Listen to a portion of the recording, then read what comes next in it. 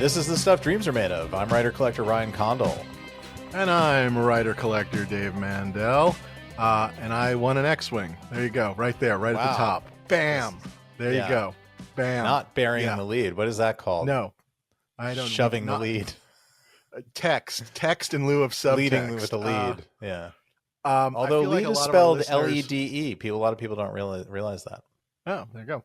I feel like a lot of our listeners have been very kind and have been, reaching out through like social media and whatnot, and like commenting on posts and whatnot. So I don't think it's a particularly big secret in our community. Yeah, no, fucking crazy. Well done. Welcome. Dave. Thank you. Welcome to the Greg Jein, the special episode, the Greg Jein Heritage Auction Wrap-Up, brought to you by Heritage Auctions.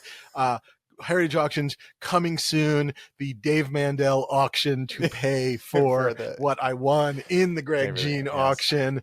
A collection of things I don't care quite as much about. A collection of I used deep to care crew about. gifts. Yeah. Yes, exactly. Jonah Ryan t-shirts, $1 million each. 3 of them for sale. Very good. Yeah. We well done. I feel like this is a seminal moment in the career and life and collecting of Dave Mandel of Stuff Dreams Are Made Of. There is Dave and Stuff Dreams Are Made Of before Dave owns an X-Wing, and now from this day forth, there is Dave and the Stuff Dreams Are Made Of after Dave owns an X-Wing. Yeah. If you thought I was a big asshole that interrupted Ryan before, wait till you see X-Wing, Dave. Just wait. Bart made him a mute button, so he's actually able to just stop me talking entirely and just full control. Yeah. While he and it shocks you too, right? Your mic shocks you now too, like like that. That's true. Like a dog for a fence, like an invisible fence thing. Yeah. And it's not so that he can talk; it's just so that he can make spaceship sounds as he plays with his X-wing in the background, flying back and forth, going to the Dagobah system. I want to point this out. We were recording this on Tuesday, the 17th. So the auction took place on the 15th and the 16th. No, the 14th and the 15th. Yeah. And then I traveled back late the night, Sunday night. And then we've spoken and kind of decompressed a little bit. But it's all pretty fresh and it's all pretty raw. And I did want to just get it out of the way because I just feel like the audience deserved to know if you didn't know. But it was wild and woolly. It was a crazy fucking weekend and a crazy fucking auction. Yeah. My dad texted me on Sunday night to ask, did Dave win the X-Wing? I feel like he was just lying awake in New Jersey wondering whether it happened. I reassured him that yes, you had. And he said, how much did it cost? And I said, I have to go to bed now. And then later the next day, my father-in-law, who is aware that I do a movie props podcast, but probably less plugged in than my dad, who actually listens to us, sent me the Hollywood Reporter article about the X-Wing with the commentary saying, at least now maybe Caitlin will be a little bit more understanding of you. So it was such a complex wrap up of things that we'll get into it. But yes, everybody was aware and paying attention. All of my reps sent me the article the next day. My screenwriter friend, another Dave who listens to this podcast, wrote in and that night and said, did Dave win the X-Wing? So a lot of people very concerned. Nobody's asking how I'm doing or what's life like in London. Are you okay? Yeah. Are you lonely? Are you sad that you moved away from all your friends? How did you do? Did you win anything? Yeah, did you win anything? How's your collection going, Ryan? No, it's did Dave win the X-Wing? So there you go. I want to say 2 things. I'll tell you a funny story, but first I just want to be very clear about this. I hope, and I'm hoping it's not anytime soon. I want to be really clear about that. But with any luck, I would like, my parents are in their 80s. I hope they live another 20 years, but I hope they die not ever knowing I bought the X-Wing. I don't know how else I can express that clearly. That's very good. That is my most fervent wish, is that my father goes to his grave never knowing that I spent this money on an X-Wing, because he will lose his shit. Honestly, this could kill him. So don't tell him. This could kill him, literally. Okay, there you go. Yeah. This is a man that got upset if we ordered a second soda. So please. Yeah, this is the man who went through his childhood with only one Stormtrooper figure because more would be an unthinkable I should excess. point out that I do believe there's a direct connection between my father, who always splurged on, like, when it came to like our education and stuff, you know, like private schools and college, it was like, here's the check, here it is, whatever. But in his own life would just like wear like a shirt or even like underwear until it was falling apart. And like, if you could save, even when he was like flying, like if a client was flying him somewhere, if he could stop 7 times, like make 7 stops on a plane ride to save the client money, he would do that. I mean, it was like like a sickness. And I do believe his sort of, if you will, thoughtfulness when it came to a penny has made me the good time Charlie of the prop world. So there's a direct connection. There's a direct connection. But I was going to say, paved in X-wings. Yes. I definitely had 2 or 3 friends, and I'll name drop. There you go. I'll name drop my good friend, the co-creator runner of 30 Rock, Robert Carlock, brilliant, funny, hilarious. Wrote me, and I'm gonna give me 1 second. I should have had this ready, but I'm gonna find it just because it really made me laugh, and I'm gonna find it. This is such bad producing, but here we go. Wrote me, and basically yesterday like morning, and wrote, "Congratulations on buying the X-Wing for $3 million, money well spent." And I said, and I started to say something, and he was confused, and I went, "You were joking, but I bought it." And he went, "Ha ha ha! Holy shit! When can I come see it?" So I got a couple of those where people, not knowing, just were like, knowing I like Star Wars, were just sort of like, "Hey, did you buy it?" Whatever. But no, that one made me laugh in particular. My old writing partner's the same, Jeff and Alec Schaefer and Berg. The sort of Very the good. same. Like, did they check in? Yeah, it was kind of like, "Ha ha ha! Did you buy it?" It's like, yeah, I did buy it. Yeah, we'll get to it. We'll get to all of it. Where do we start? How do we start? I feel like we should go in order a little bit of the weekend and cool. Well, maybe to it. I don't know. I don't know what else to say. Yeah, you were there. I sadly was not, but actually I paid more attention probably to this auction in terms of lots that I was not bidding on than I've paid attention to an auction in a long time, at least one that I haven't attended live. I mean, I was just sort of fascinated watching, and I was having people that were there live sort of texting me like, "Tell me when you get to Batman. Tell me when we get to Trek the original series." Because there was nothing I was really bidding or after. I just wanted to like see what was going on and get a sense of the action and all that. And it was just fascinating because even stuff I didn't care about was wild and woolly. I mean, it was and not always the bidders in the room, but obviously you're there and you're sort of privy to, that's Heritage Live. Oh, that's a guy live bidding. That's Heritage Live. That's an internet bid. There's a phone bidder for this one. And I had not physically been at an auction in a million years. And I'm not, just like I used to go to some comic art auctions back in the day, and once in a blue moon, Heritage would have a comic art auction in Los Angeles. And even then, when it's, 20 minutes from my house, I just sort of stopped going. It was like, I'll phone bid on the 2 or 3 things I'm interested in. Same with, from your ivory tower. Yeah. But same with, like a prop store auction or whatnot. It's just, I'll bid by phone, And so being there was insane. And it was brutal. I mean, we'll get to the auction in a minute, but I'll just tell you, I flew in early Friday morning. I got there like Friday around noon, checked into my hotel, and basically raced over. They had, since the previous time I was there, they have this big, giant, like entrance room. Like it's really like a hangar unto itself in their Heritage facilities. And we'll put up some pictures from it. But they just decked it out with just highlights from the collection. Way more, some of the same things that I saw when I got to go to the preview, but there was just this incredible sense. And we talked and joked a little bit about how, Greg kind of kept the stuff and it was sort of hidden and in garbage bags. And now all of a sudden it was not all the Star Trek costumes, but a whole bunch of the Star Trek costumes, like original series stuff, on mannequins. The Kirk on a mannequin.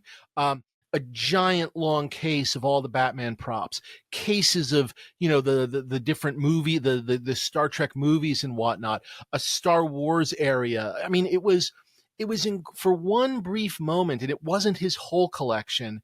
You got a sense of the Greg Jein collection on display. It honestly felt like something that you could have charged admission to. Like that if you had just like put that up for 2 weeks, you could have probably made another $1 million or something of people just paying to come in and see it. Because I've been to the Smithsonian, I've been to the Academy Museum, and I've never seen anything like this. I mean, it was just... You've been to the Lucasfilm Archive. I've been to Lucasfilm Archive, yes, many, many, many times. By the way, I got a congratulatory text from Tom Spina, who is up there for some like research or something for whatever their next product is at whatever. Regal Robot. Regal Robot. Yes, there you go. He'll enjoy the plug. And he was up there at the archives and wanted you to suck it. So he wanted me to make sure I told Fantastic. you. Thank you. Thank you, Tom. Thank you, Dave. Thank you, Heritage. But it was incredible to see. And this is not, it was like they did right. I felt like they did right by him. I mean, it was like, I wish Greg could have done it. And basically there was a lot of people just, we were looking at stuff and meeting people and talking to people. And then that led to, we did sort of, I was the moderator for a panel that had John Eves, who was our guest previously, but then a couple of other guys that built with Greg, a couple of guys that were friends with him, like Gene Kazik, who helped sort of, find like the X-Wing and stuff after Greg had passed on. But more importantly, his cousin, Jerry, who really got to talk about Greg the person. And it was really, really nice. And we're going to put that up, both the video and I think the audio, as an episode of the podcast. Yeah, so you'll be able to listen to all of that. And so Friday was this wild and wonderful evening, but it went late. It went till, till 10 o'clock. And then it started the next day at 11 a.m. But, we got there at 10:30 and I was hanging with Rob Klein, who had also been a guest on our catalog show. And then we were there for like 12 hours.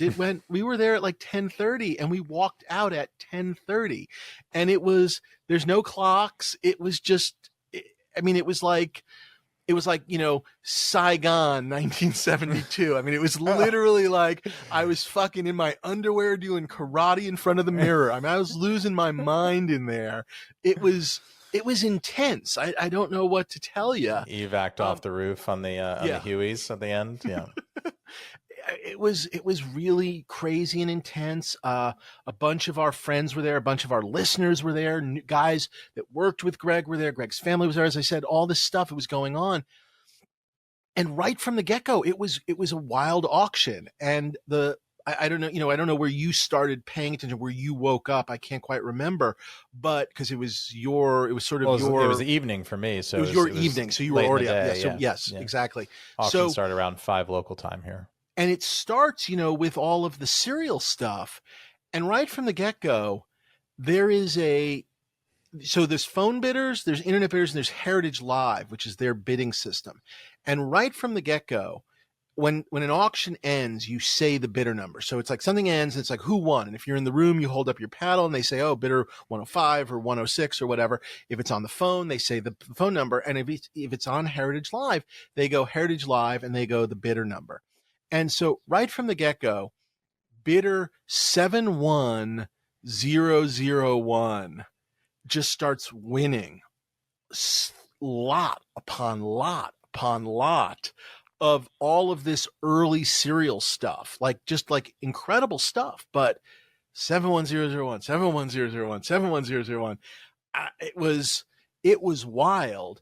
And as it goes and as it keeps going and he's just winning and winning and winning, we're sitting there, we're whispering to each other, we're texting to each other, and the rumors are flying like fast and furious. And at some point or another, and for me, this was for me the moment. And again, were you conscious of this? Like, were you seeing this too, or where Yes, did you come into this story? There's a WhatsApp group that I'm on of collectors over here in Europe, and they were watching live, and we had talked about getting together, but no, we couldn't get it organized. It was also so late in the evening that it would have been, this thing went until the middle of the night. With the later lots, so there was heavy communication going on there. So we became aware of it through that, because there was somebody on the floor that was with you that was in that group that was sort of keeping from us England, updated yes. from the floor, from the UK. Can I ask a quick question? Sorry, this isn't a sidebar about nothing. What am I not understanding about WhatsApp? Because it seems to me, and I know people here in America use it too. I want to be really clear about that. And I know I'm an old man, so this is my preface. But everyone from Europe, it seems like anybody in the UK, a collector friend in Germany and whatnot, like they'll email, but like here, like no one really they will text, but they don't want to text. They want to WhatsApp. What am I missing? Why in Europe is WhatsApp the default, I guess? It's heavily encrypted. It's a way of linking. You don't need an iPhone to do FaceTime. You can just video chat. Okay, so you can actually do everything even if you don't have an iPhone. Okay, that makes sense. And it's encrypted and it's untraceable. Like apparently you can't subpoena this. You can't use, Okay. I guess somebody else can take screenshots of your stuff and put it in, but like, it's not like that you can subpoena WhatsApp for like, hey, where's that conversation? So I think it's just kind of a default out here. And also with all the different country codes, now that I live here with friends, we meet through the school and whatever from all these different countries through Europe, it's not even the area code that's different. The country code is different. So, and WhatsApp sort of, because of the way it sort of makes you an internet handle, like an @ person, you don't have to track phone numbers and whatever. So I think it just becomes the kind of default thing out here, and it's free. And I think, it's just a go-to thing that I think I was aware of it in the US, and I used it to communicate with essentially European collector friends. But now that we're out here, it is a default. I'm as active on WhatsApp. Honestly, I was just very curious about it. Yeah, okay, that answers that. That's cool. So you were aware of 71001 as well. I was, yes. So a lot of rumors flying. Yes. And I want to be really clear about this. And at the end of the show, we're actually going to bring on Joe Madalena from Heritage. Yep. And I'm going to preface this with, we are not going to ask him because I don't want to put him on the spot. But there were a couple of things that sort of sold. A big one being the art to the World War, I don't even know if it was 1 or 2 model kit. The art, I think it was World War II. Yeah, that was 71001. That got us in the room thinking. I guess if you were to ask me, I'm 99% sure it's Peter Jackson. Just that was for me. There were airplane purchases and World War II purchases throughout that. For me, that's where I'm thinking. Is that your thinking too? But is that the rumor? That was the guess. And also the heavy bidding on the early kind of serial creature stuff, not Thunderbirds, but like the kind of Thunderbirds era, stuff, Commando Cody, right out of the gate. And some of that early, the early kind of, practical effects television stuff / serials. And, knowing, we know that he's a collector, and we know that he is fairly, can be fairly active at times, and just knowing, from being in the community, you hear things and the things that he's interested in collecting, it felt like a fairly reasonable conclusion. Of course, we don't know anything, right. But 71001 was an unstoppable machine. It yes. It was the death knell, right? It was like, you would bid on something you wanted and pray that you wouldn't see a counterbid from that. Yes. pal. If you, and you don't know till the end, but it was this thing where like the guy there's the auctioneer and then there's the guy next to him who's like reading off the Heritage Live. And so is Heritage Live, because I was a little bit confused because there was internet bidding going on. Was Heritage Live the absentee bid system? I think it's both. I think you can just put a bid in and walk away in Heritage Live. But you also the max I'm going to bid is I'm going to put $1 million. Yes, exactly. Yeah, and then walk away, and I'm off. I'm putting the kids to bed, whatever. If somebody bids, or you can sit there and press the bid button. Yeah. Yes, right. But is that Heritage Live? Because there's an internet button. There was an internet bidder handle. I think the internet.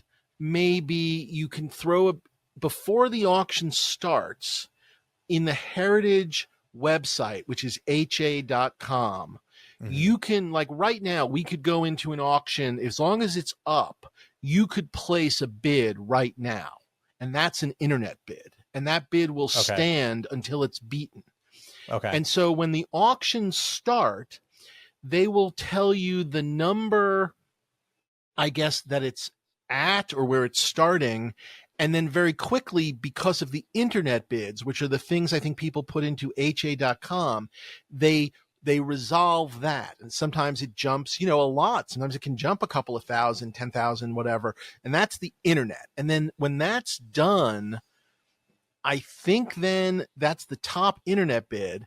Then the Heritage Live starts, but the Heritage Live can be live bidding, but it can also be, at some point, I think they close the internet and you can just open up Heritage Live and put your bids in and walk away from that as well. So you have two choices. So part of Heritage Live is like an internet bid, but it's under Heritage Live. And anyway, it gets very confusing. But the point that I was going to make, if this is whoever 71001 was, it did not seem like they were live bidding. It seemed like to me, have you ever bid on eBay and there was something you wanted and you thought to yourself, like, it's going to sell for $40, and just to make sure you get it, you bid $1,000 on the $40 item just to make sure there's zero chance you lose? Yeah. That is what 71001's bidding was like, because it was a relentless machine. It was just the Terminator arm crawling at you. It did not stop. You could just hear Michael Biehn sort of like, it's never going to stop. You know what I mean? It was just like, there was no human pausing, if that makes any sense. It doesn't take a vacation. Yeah. It wasn't like, there was, it wasn't like, even if someone was sitting there trying to hit a button as quick as they could, you couldn't. Yes. It was just this unrelenting. So my guess was whoever 71001 was that they just had gone through and just been like, whatever, Commando Cody, $1 million. This, I don't know what they put in. I'm just telling you, that is what it seemed like. And on day one, it was interesting into like, this is sort of funny. And then by day two, it was almost a little depressing. Angry. And then it got really, really funny. I mean, and it got to the point where sometimes you'd watch the guy at the Heritage Live thing. I think they said his name was Wilson, and he would just be smiling, which to me just was like, I don't know, like, does that mean it's 71001 again? Like, I don't know. It just was like, Wilson. Of course, you're sitting there though, like, just like losing your mind. And there were a couple of moments on day one where, again, a friend of ours from the UK went all in hard on the third season Spock, which was a gorgeous example. I mean, really one of the best, like, original series Spocks, maybe the best. I don't know. It was fabulous. I don't know what else to say about it. And he went all in, in a world where, other uniforms, were selling, 60, 70, 80 kind of a thing. And he went over 100, and 71001 never stopped. I mean, didn't stop. And he lost and got angry and depressed. But I mean, that, that was the sort of the magic, but it was wild to see. And did you ever see 71001 lose anything? No. bid that and I'm not aware of. Well, we no, don't know. yeah. You know what? I can't answer that because you don't know Until they announce at it's the end. 71001 until they win. Right. So Right. maybe they put lower numbers on other things and did lose, and we don't know. Yeah. But it was wild and it was fascinating. It was a hardcore collection. Again, whoever the hell it is, especially of like miniatures, ships, war stuff, but especially like miniatures from like, again, all 2 Everything, days, yeah. V, Battlestar Galactica. But by the way, all the Flesh Gordon stuff that we were making fun of, 71001 on all of it, the penis guns, the penis ships. I mean, but if wild. you think of it and you think of the again, we know nothing and we're just postulating here on this silly little podcast, but if you think of the person that we think of it being, you think of all those kind of, you know, those sort of slasher comedy things like Bad Taste and like I mean, in some ways it makes more sense that he's bidding on if it is Peter Jackson, Meet the Feebles and whatnot, it makes more sense that he's bidding on a penis ship than it does on, I don't know, Battlestar Galactica, which I guess is sort of a penis ship if you think about it. Oh, good point. I hadn't thought of that. Kind of. Yeah, well, X-Wings too, I guess. But anyway, okay. But it's all penis ships. All militaria. Yeah, I guess so. Really, the military. It's that George Carlin complex routine, right? It's just a big prick waving dick fight.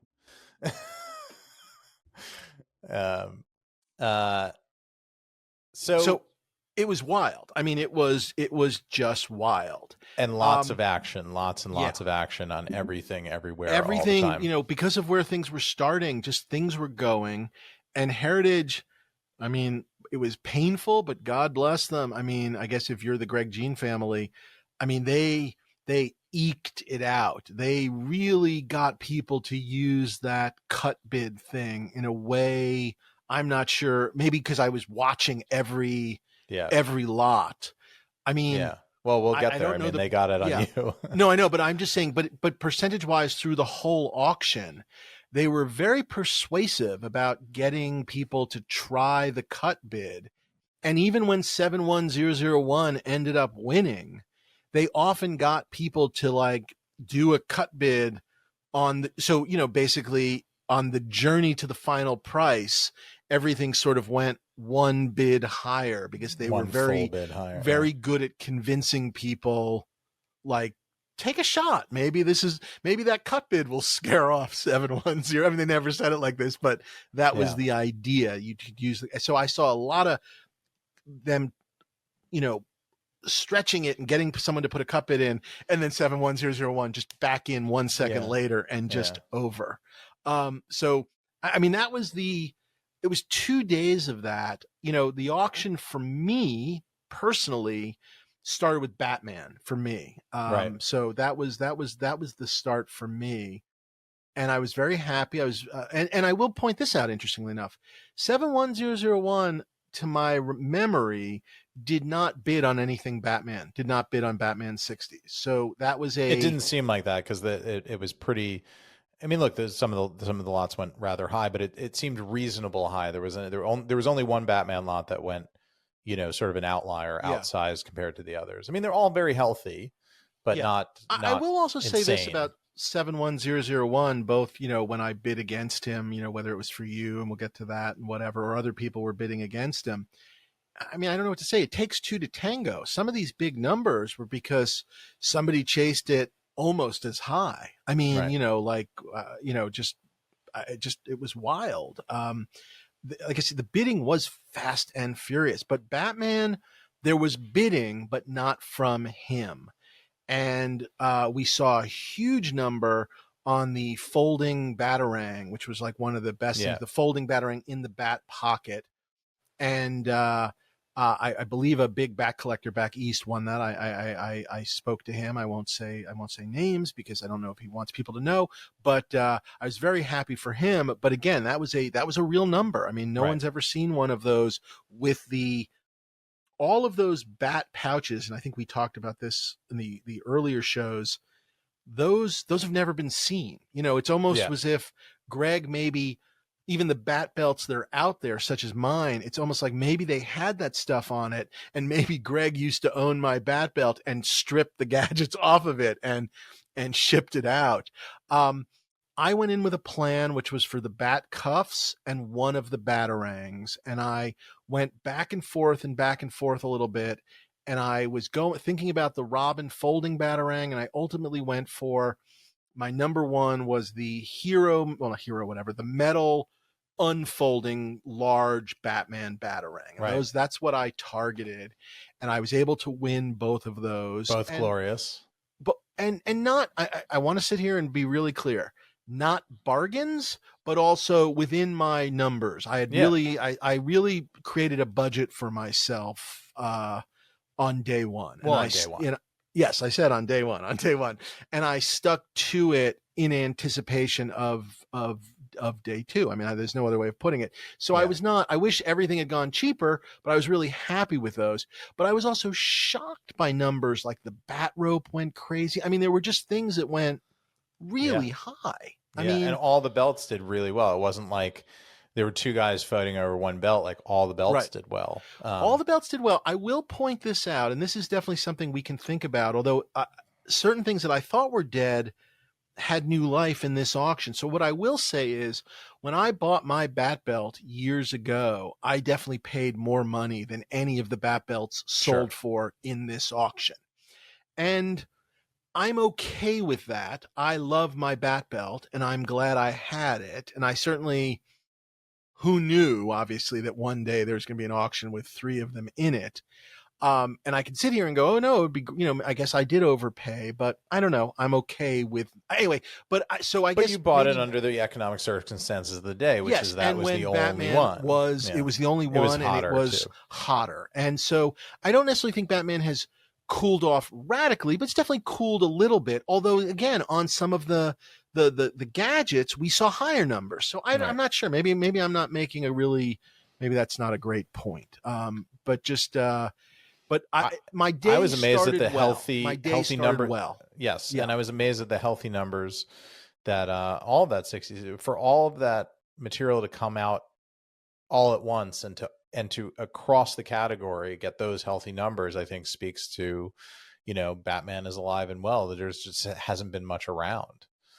It was definitely interesting. I mean, there has not been a lot, and to all of a sudden have this Batman section was pretty wild. Yeah. And I do think it helps. I mean, I think it turns it maybe into an event a little bit. I mean, to be able to look at a section and go, oh my God, there's 4 or 5 things from Forbidden Planet. That's pretty incredible. There was a guy on the floor there that made the trip to win the Forbidden Planet full uniform with the belt and everything.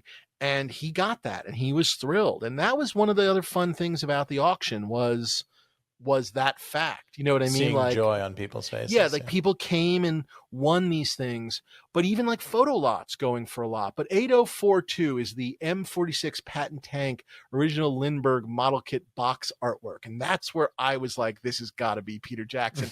I stand behind it. I will tell you something on the other side, though.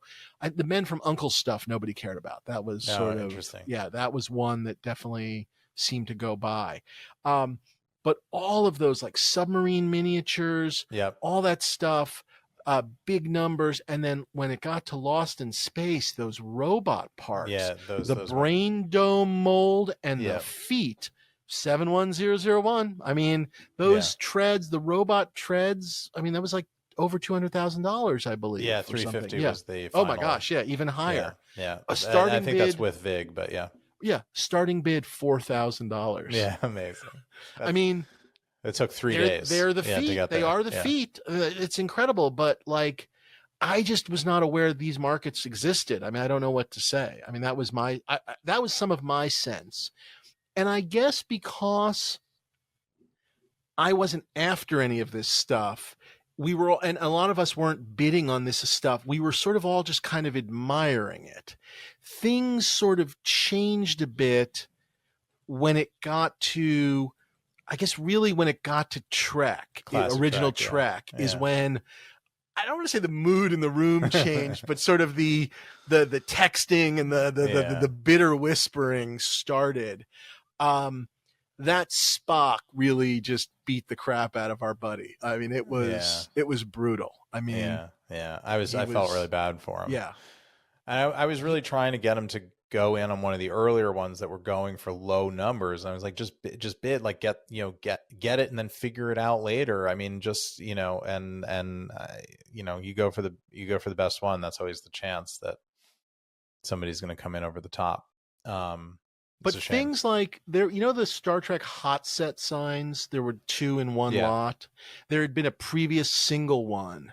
Yeah. The single one in the previous auction, I can't remember what it sold for. I did, but I lost out. It sold for X. I believe these 2 sold for way more than 2X. So like there was, I guess I think the Greg Jein of it all, the stuff to the Star Trek. Yeah, there was, and I just was, I was a little shocked to see Star Trek original series doing as well, because it feels like it had been a little bit of a dip lately. Again, I'm happy with what I have. I don't care. I did not win the McCoy, so let me start with that. Yeah. So is that the only thing that you bid on from original Trek, or did you have a play somewhere else? There were. Okay. I had said to a friend, if you win the signs, I would buy one of the signs, and he did not win the signs, and so I did not. I was like, I'll split that lot. And a group of us got together and bought the necklaces from the Harry Mudd episode. Oh, nice. Yeah, good. And that was the bargain of the auction. Those worked out to about like $2,000 a piece, and everybody got one, which was very, very fun. I got number 27, so that was enjoyable. But I bid on the McCoy. You didn't get 71001? No, that would be incredible. Make one of those and just send it to Heritage and say, give it to them. But huge numbers on the shuttlecraft. Big numbers on Bay. Big numbers on all the models, but also again 71001 on the Salt Vampire thingamabobby, the creature stuff. 141.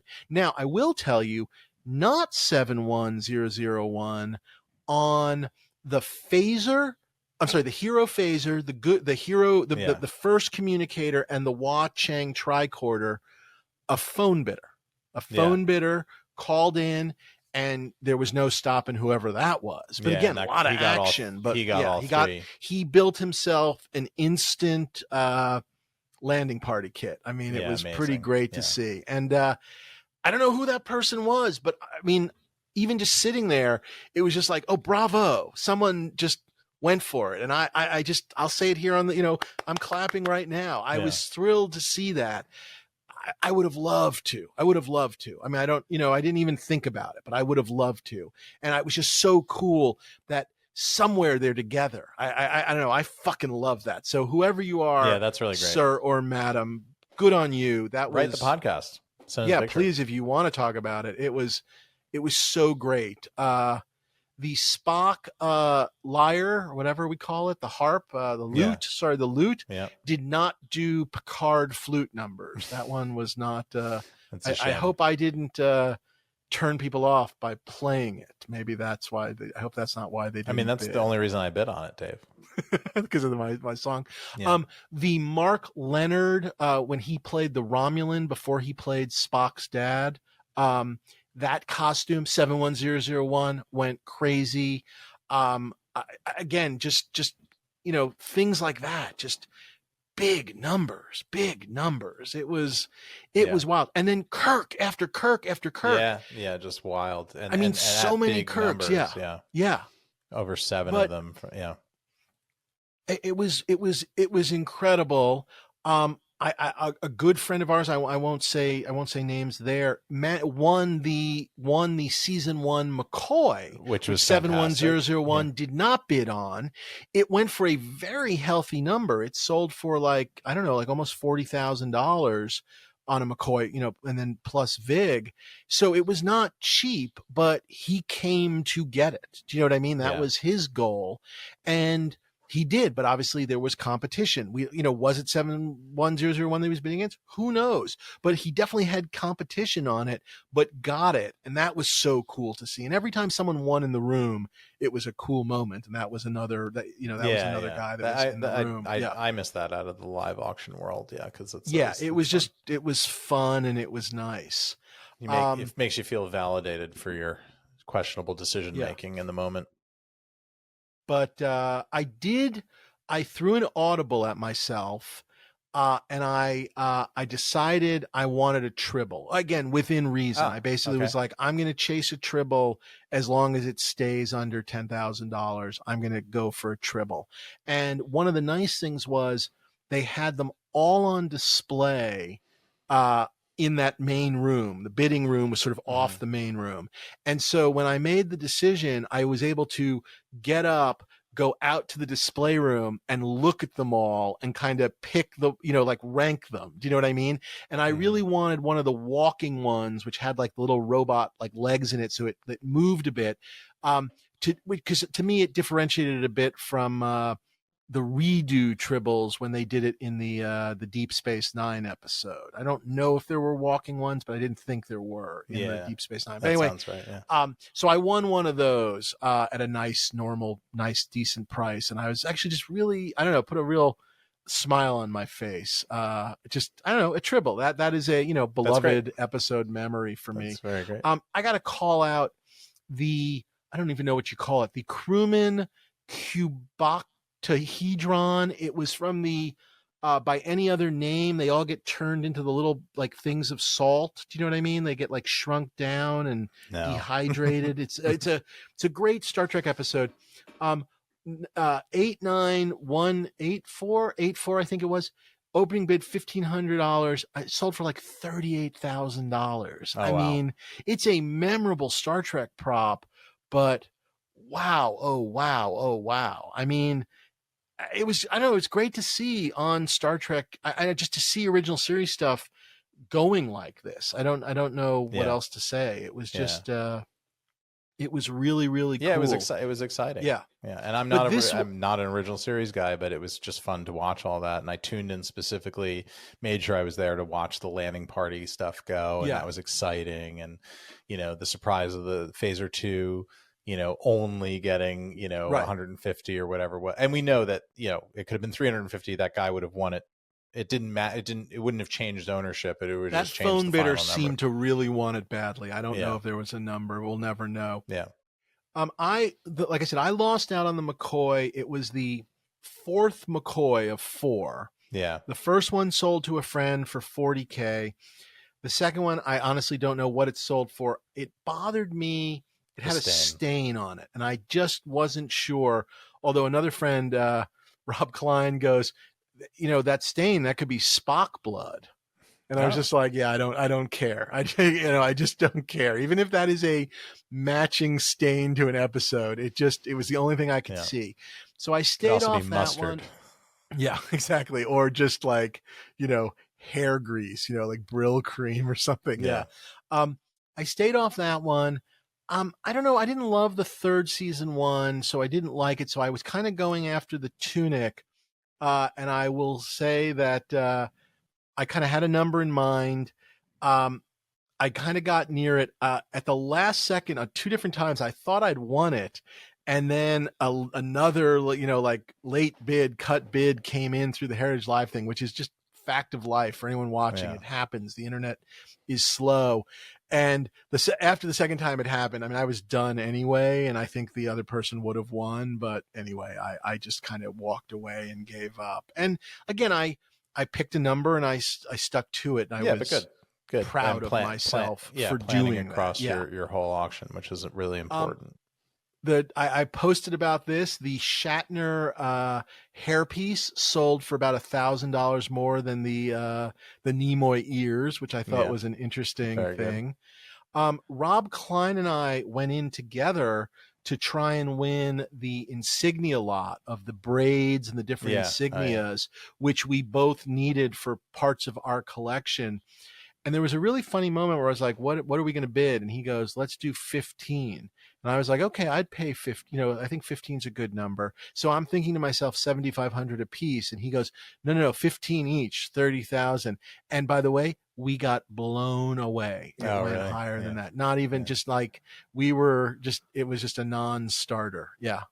Got just lost on that. So there was another Trek loss, if you will. And again, yeah, I didn't know that. Okay. I would have liked to have had it, but and that was, by the way, one of the fun things was sitting on the floor.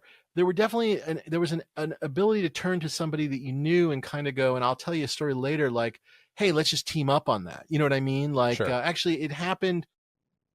There was a lot of Wrath of Khan photos, and I would have paid about $2,000 for it, but very quickly it was over $2,000. And another friend of ours. I don't know if he would care, but let's not say his name. Anyway, but he was bidding, and then he stopped bidding like at 3.5. And I sort of turned to him and I just was like, do you want to split it? And we'll go to 4. And we won it together, 2 each.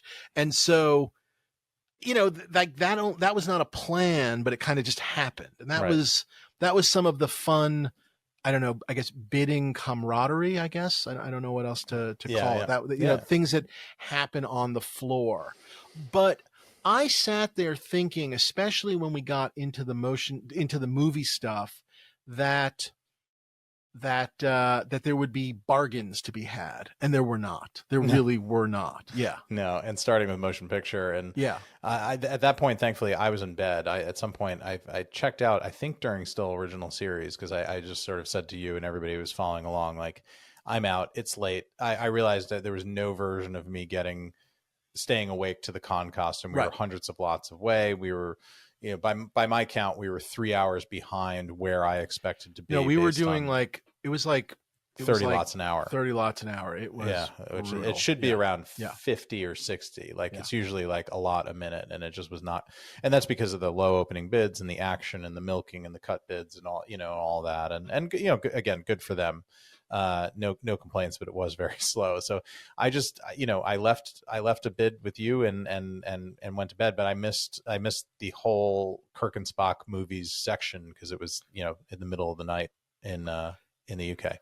The Kirk motion picture went crazy. I mean, right from the get-go. And again, 71001 was bidding all over the place, but oddly not on Wrath of Khan, which ended up benefiting you and me, basically. Yeah.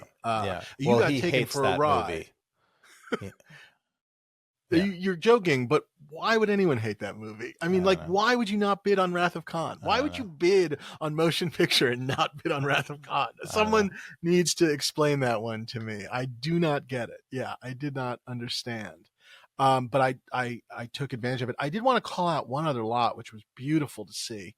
The giant lot of all the Star Trek scripts, that one with it was incredible because it every episode had a thick folder, and in the folder was a synopsis and almost like a written 2 or 3 page story, not in script form, and then outlines, and then like first drafts typed on the the onion skin. I mean, it was incredible. That's cool. And that was a wild, brutal battle, and that sold for $150,000. I mean, it's an instant archive, but wow, was that cool to see, and truly a piece of history. We heard that I don't know what they won, but heard that the Roddenberry and the Paramount people, or I don't know if the CBS Paramount people, however, the Star Trek people, the official Star Trek people, were definitely bidding on things, was the word on the street there as well, from some other collectors of just stuff. So that was really cool. My next bid was the Hero phaser from Wrath of Khan. Yeah. And I actually thought that was a bargain. I think so too, yeah. I thought that was a real bargain. And again, I want to be really clear. I understand $22,000 doesn't grow on a tree, but I went into it prepared to go to 50 to get the damn thing. Because I just, you wanted it. I wanted it. I think at this point, our audience knows how much Khan means to both of us, and, both as a movie, but also just as a as a screenplay that we admire too, Yeah. just as a work of cinema. So I was really pleased with that. That's a great win. I mean, that's Yeah, I was just really happy with a that. deal in a sea of Yes, not deals. exactly. And then your lot came up, and do you want to tell me what you sort of had, where you had kind of, what was your thinking going in and what you had told me, the instructions? Yeah, I mean, I was playing a bit of the, struggling on a much smaller scale with what, with where the same sort of things that you were, in terms of the order that lots were coming in. And there were three things that I was sort of interested in the auction, and then that was probably the thing. I would say that was the thing that not that I necessarily wanted the most, but I felt like I wanted the most for in the world of reality of it actually being, possible to come home with me. So I left a bid with you, and again, went to bed, actually slept quite well. I wasn't like tossing and turning all night. It really was like at peace, and let's be honest, you put a lot of thought into it. You put a very healthy bid. I felt like your bid, are you okay? We can say the number, right? It's a fact of life. You told me to chase it to, I guess, 135, and I felt like that meant it could go to 140 if it was on that other foot or something, but no more than that, basically. I mean, and I think it ended up at that point the increments were 5, so I guess I would not have gone over 135. Well, I think they cut the bid, right? Oh, right. Someone cut, so it got very confusing. And then it got, but that's why it was off a little bit. But I took it as that you thought it should sell for 100, but you were willing to go 35 over to get it. Yes. And I honestly believed, with both your sort of Ryan Condal luck and whatnot. I mean, I didn't think you were going to get it for like the opening bid of 10,000, but I thought you were crazy. I thought you were going to get it for 50,000, and I honestly was like, I thought I was going to hate you for getting it for $50,000. That's the truth, because in another world, you and I are probably still arguing about who gets to bid on it, is the honest answer. Yeah, true. But I was grateful for all the Star Wars lots in this auction. Yes, exactly. It saved you. It's that thing started, and boy, it was again, it was there in the room. I'd seen it when I was there previously. So gorgeous, so perfect. But that thing started, and I was of a mind, I just put I think I waited till the internet part resolved itself, and then I just put the damn thing up and didn't take it down. But it flew. I mean, it flew from whatever. We have a video. We actually have a video taken from on the floor of it, all the action going on and you and reacting and all that, which I'm glad I did not see that live, because I would have really sweat through my clothes on that one. But no, we'll post it on the feed, because it's fun to see it. They cut bid at some point, right? The other person, it almost went down to you at 110, and then somebody cut the bid, and then they let you counter at the cut bid rate, I guess. Right. I think it makes it a full bid, my next bid. And so that made it. No, because it was the cut went to 115, and then they let you counter at that cut to get it back up to the regular increment. So that's how it got to 120. Yes. But if they had bid again, they would have been out of a cut bid. Correct. And so then it would have been 130. And then I would have been out. Yeah. And then you, I guess, I don't know. You would have done the one more. Yeah, at 140. Yeah. And then I got to be honest with you, and I didn't necessarily tell you this before. And again, I obviously, if that person then bid 150 at that point, because obviously we got to keep the auction going. If they had bid 150, I think I would have thrown a bid or two in myself, even at that number. Just like, fuck it. Like that. If you weren't going to get it, I was going to try and get it, even at that ridiculous number. I mean, it didn't come up, but yeah. Like that's how we had to own that amongst us. I don't know. That's how I felt like. It was nice, because I got a bunch of people checked in with me the next day, knowing that I had talked about it, was interested.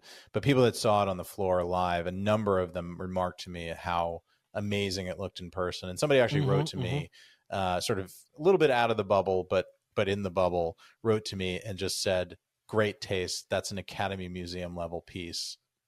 Wonderful job."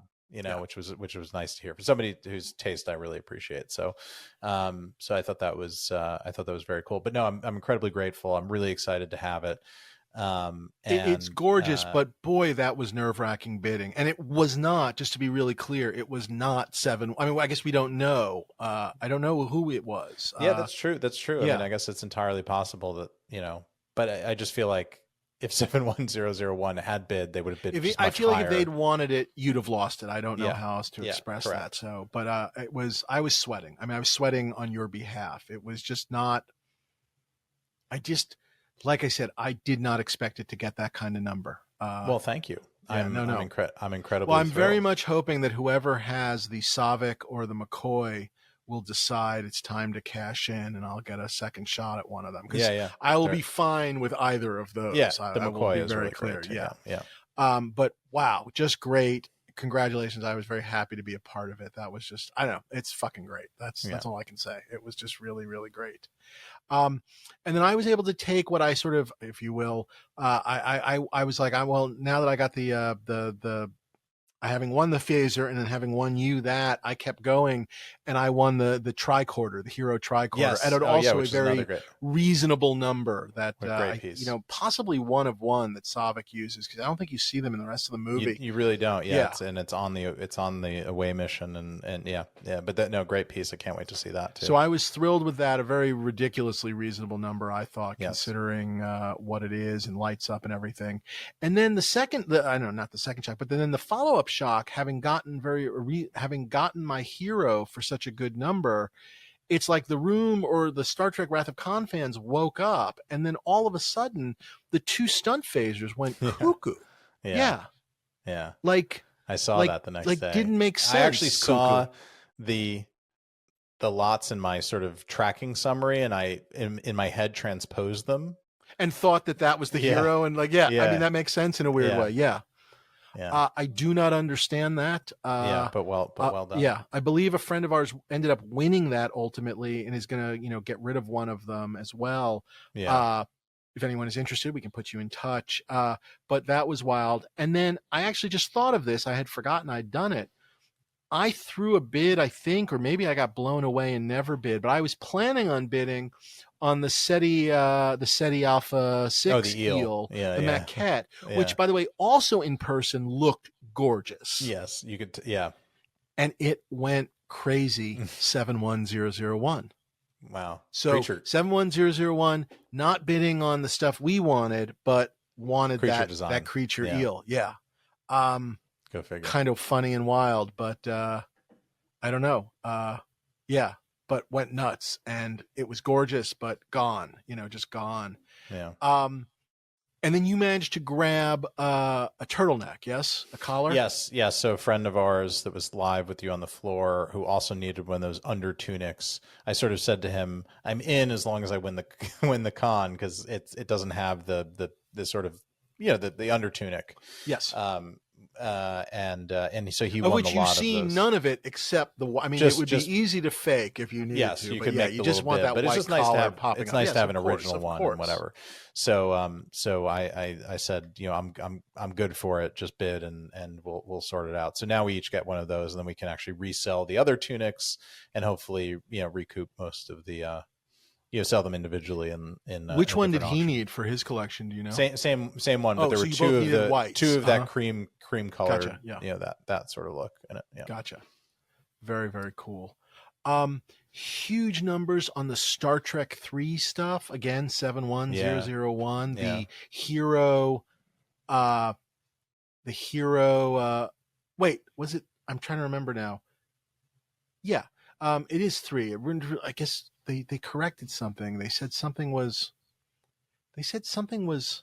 Oh no, I think they corrected it and said one of these communicators was 5, not 3. That must have been lot 276. That was from 5, not 3, or I can't remember, or 3, not 5. But it says 3 in the calendar. Anyway, it didn't matter. 71001, big number. The phaser, big number. Again, just big numbers on all of this stuff. The lot of all the different Klingon communicators. I mean, it was fast and furious. A nice, reasonable price on the Nimoy Spock from 4, though. Yes, that was very reasonable, and a good steal for whoever got it. That's a great piece and a one and done kind of thing.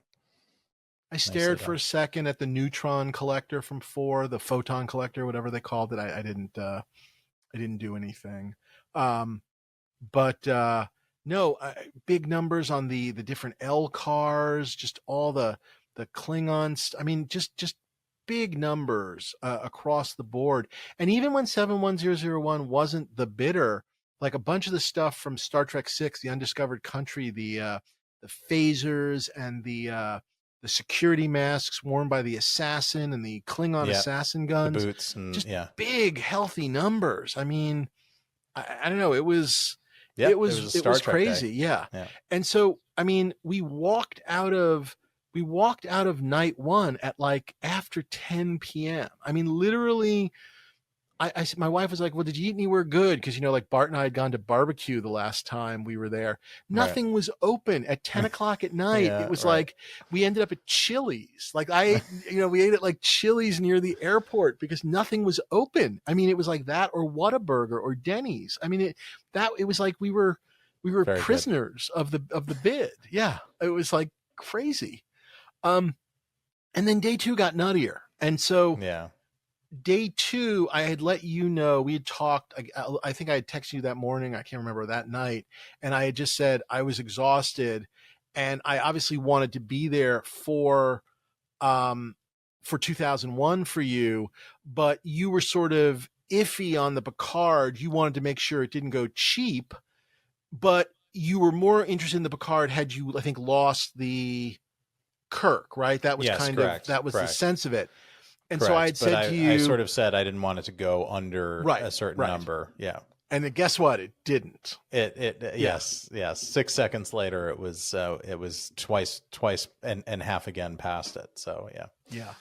Pretty crazy. $80,000 or so on the Picard. Yeah. It was a 70 Hammer, 87 and a half with Vig. Just crazy. I mean, a record by more than double as far as I can tell on Picard. So much of the next gen stuff just selling at big numbers. And and the biggest numbers, 271001.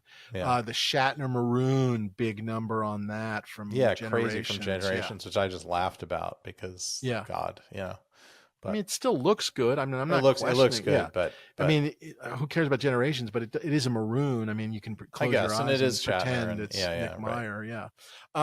But I have to tell you, we got here at the tail end of the sort of the next gen section, sort of purposely sort of slept in because going into Sunday, and I guess this is the easiest way I can say it, we kind of got there Sunday and there were sort of 3 things going on. Number 1 was a genuine concern. My flight was at 7:30 at night and it was like, I need to get home. Am I going to make my flight? Because obviously I'm not going to leave until I've bid. Right. Are we making the flight? And if we don't make the flight, is there a midnight into LAX or am I here for another night? Cause I, checked out of the hotel. So that's number 1. Let me start there. But, the day started with like a big group grouse of everybody kind of in the non-bidding room, just bitching about 71001 and like just anger and just sort of a sense of the inevitable. And so I really went into the day and I said this out loud, just kind of going, well, look, I'm going to do my thing. I'm not going to let him get it for free, but I'm going to lose, but I'm going to go down swinging. And that was my attitude. I don't know what else healthy. I mean, I think it was a good attitude, but boy, oh boy. Yeah, it just felt like it cast sort of a pall of doom over the whole auction. And like, you're just wondering. And again, I'm talking about the a small group of us that were there and also texting and whatnot. The auction was flying by and, thousands of people bidding, but we definitely were we were deep in act 2 at this point and all did not look well, I guess in the 3-act structure. It just seemed inevitable and that you could not beat him. And knowing what I knew about, if it is that collector, I did not think that augured well for me doing anything in the 2001 universe. So, and it didn't. And it didn't. I will say, I just want to throw this out. Just a great moment. I don't know who the guy was. I shook his hand or something at one point or another, but a guy in the room won the Star Trek original series lunchbox and thermos, and he was clearly there to win it and wanted it, and it went Great. for a good number, and he got it. And man, oh man, I mean, that was the fun of sitting there again, of just like, yeah, good for him. You did it. Yeah, I was like, I'm not a lunchbox collector, thank God. And it was just like, good on, again, just, it was really exciting when shit like that happened. I mean, I don't know what to tell you other than that, but yeah, That's great. It was excellent. I threw a bid and lost, as we get to the 2001 section, on the McCall. It sort of petered out. There was a guy on the phone. Don't know who it was. It was not 71001. There was a guy on the phone. It seemed to peter out around $50,000 or so. And I threw a couple of bids because I really liked it. And great. In my mind, I was going to lose the X-Wing. You know, there was that, like, whatever. So I figured, what the fuck? I'll throw whatever. I didn't keep going. And I'm glad I didn't cost anybody more money or anything like that. I loved it. I certainly was like, well, I'm never going to have a spacesuit. So it was like, maybe I'll get the art. Yeah. But I bid a couple of times and just they did not seem like they were backing down. Yeah. I saw Tim Laws this weekend, briefly socially, from Prop Store. And he actually told me that was his favorite thing in the auction. He just thought that McCall art was just badass. Yeah. And I mean, it is, and it was, but yeah. Really great. Got to see it when I was there a month ago. They had it on display. They had a lovely little 2001, 2010 area. Met a collector there, a good friend of Greg's, that has the red. Has Dave's. Is Dave's the red helmet? Bowman. Yeah. Bowman. Sorry. Yeah. Yeah. Dave Bowman. Yeah. Dave Bowman. Yeah. Has the red helmet in his collection. Just really cool to talk to him and to talk to him about his relationship with Greg and their mutual love of 2001. I mean, it was really fun. And then another guy who had helped make the chest box. The backpack is real on the 2001 suit. The replica. Chest box, the replica. Front, yeah. And it was the guy that had made the replica for Greg, another friend of Greg's. And so, again, some of that stuff was just really wonderful going into the 2001 thing. And were you watching at home at that point? Where are you at this point? I'm sorry. I was asleep. Home, I've lost all track. I was like, I think I was reading to the kids, honestly, while it was going on. And again, I just was sort of go with God. And as I was very happy going into that day, thrilled to have won the Wrath of Khan. I was playing with house money, in terms of in terms of luck and whatever. So I just was sort of like, I gave my bid. It was nobody can accuse me of not having made a real play for the thing. And I saw the text messages after, and just based on the timestamps, it was like, it was like, I said, it was like being sucked out of an airlock. It just happened all at once. And it was gone and over before it began. It was the two things I was going to say. One is, I was so glad you didn't pull your punch on day one to throw another $50,000 on the 2001 suit, because I don't think it would have made a difference. No, my sense was, I think even had I not, I would have changed my strategy seeing what was going on day one live. I think I would have changed my strategy before we got to the con, if that makes sense. Just meaning, seeing what was going on. If your con bid was initially lower, you might have raised it. I would have adjusted during the day. Seeing what was going on, because I knew that if we had accurately identified that bidder, I knew that 2001 was not coming home with anybody else. So I will say the following. I thought your bid for the 2001 was fine and good, and that you had a chance based on how other 2001 stuff had sold. Right. But once things got rolling, I thought there was no chance. I mean, I just thought there was just no chance. I mean, just no chance. And I did not get sent that video. Right. I have that video. I bet It is brutal. It is over in 4 seconds. It's beyond getting sucked down to space. It was like, it's a Mike Tyson fight from the 80s. going back to that idea of like, he must have just put a number in and walked away, because no, I don't think, I just held my thing up, but it was like his bid was already there before, like, they were reading my bid. Yeah. It was just like, you were bidding against Hal. Yeah. I mean, it was as close as I had experienced to my old original story of voting, going up against Paul Allen on that first Stormtrooper helmet. Yeah, on the Vader helmet. Yeah. Which, by the way, maybe the next auction there's another helmet and you get it for, a good price. That's what happened to me. But it comes forth. You don't know, and whatever. Look, there are more of them around than we thought, than you would think. Hearing that Kubrick destroyed everything, apparently that's not really true. He just didn't want anything in auction, and the MGM auction and whatever. There is stuff out there.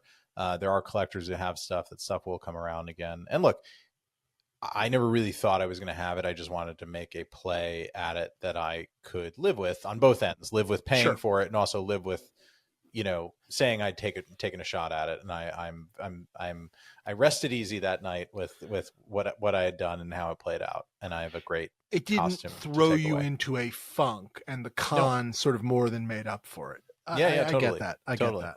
Yeah, totally. And I have the souvenir of maybe possibly having briefly annoyed a great hero of mine. I'm not even sure it registered. Like, thanks, Dave. Yeah, no, I'm sorry. It just Dave. I don't know. It just went. There you go. Yeah. I mean, if you listen to the podcast, it was me. As Elena Terrell. And if you listen to the podcast, why were you bidding on background? Why were you bidding on background Planet of the Apes rifles? That's my question. My other question. If Peter Jackson, if it was Peter Jackson and you are listening, why did you bid on background Planet of the Apes rifles? I hope this guy opens a museum, whoever he is. 710. I would go to the 71001. You should just call the museum 71001. We will have everybody there. In droves. If it is Peter Jackson and he opens a museum and he sold a shirt that just was 710, he should ask in every auction from now on in the rest of his life, he should, whatever the bidder number orientation is, he can say, can I just be lucky 71001? Yeah. Needless to say, 71001 won all the Ice Station Zebra miniatures. Very good. I think the Tora stuff. I mean, it was Fast and Furious. And then, as we said, we're getting to the Flesh Gordon stuff. Yeah. At this point, I left the room. I walked out of the room for a bit to just kind of get my bearings. So I sort of missed out on all like the Space 1999 and the Logan's Run stuff. I needed a break, and I just was sort of, I don't know, stealing myself a little bit. And I kind of came back in for the tail end of 2001, which I think he won one and somebody else, but not him. 2010. Oh, wait, what? 2010. What's 2010? I'm sorry. Did I say 20? Oh, I'm sorry. No, I didn't even mean either. Sorry, Close Encounters is what I meant to say. Close Encounters. Okay. I meant Close Encounters. I'm sorry. The end of Close Encounters. Sorry. Where I think 71001 won something and someone else won the model. I don't know. It was all Fast and Furious. And then a little bit of fun, which was we were part of a consortium of folks that was trying to get the photos, the Star Wars photo reference stuff. And actually another friend of mine ended up getting it that was sort of bidding, and we ended up not even bidding because it went higher than our little group thought it was going to go for and whatever. But a friend of mine got it, which I was very happy for him. That's cool. So I'm hoping I'll get to at least see them because he got them. So I was very, very pleased about that, even though we did not get them. All these things just went for so much more. That first lot of photos went for closer to $30,000. The second one for like almost 14,000. I mean, big numbers on photo transparencies. Slides. I mean, amazing reference. And that gets us to the Star Wars section. And I will preface it with right before the Stormtrooper, Lot, where is it there? And big numbers on the scripts and stuff. But lot 462, the collection of 5 advertisement paste ups for Star Wars Episode 4: A New Hope, 71001. So right before the two big things won that. Scare the shit out of you. And I just sat there and just was like, well, whatever. There we go. Yeah. And so the Stormtrooper came up first, and I'd sort of told myself I was going to go, to 7. And in the back of my mind, I knew I was sort of lying to myself, and I'd probably go to 8 or maybe even a little more, maybe 9 to really try and get it. But this is where it gets crazy. Based on the fact that I was convinced, A, it wasn't going to matter, and B, I was going to lose the X-Wing at this point. And all fair. And this is a very strange thing to say, and I'm going to say this. I'll say this first before we get to these 2 lots. A year ago, when I lost the Pyro X-Wing, I was so sure I was going to win it, and then didn't. That it was. You saw me. I was horribly depressed for a bit. It was soul crushing. I don't know what to say. This was the exact opposite. I just thought I was spitting in the wind. And so I was so convinced this time. It's almost like going into a movie and expecting nothing. And then you kind of go, that was pleasantly enjoyable because I thought it was going to be terrible. And that's what this was, because I just was, like I said, 71001 wins the advertisement paste ups. And now here comes the Stormtrooper. And the bidding starts. And it's Heritage Live that I'm up against. Yeah. And it's flying by at first. And it's sort of, it's different.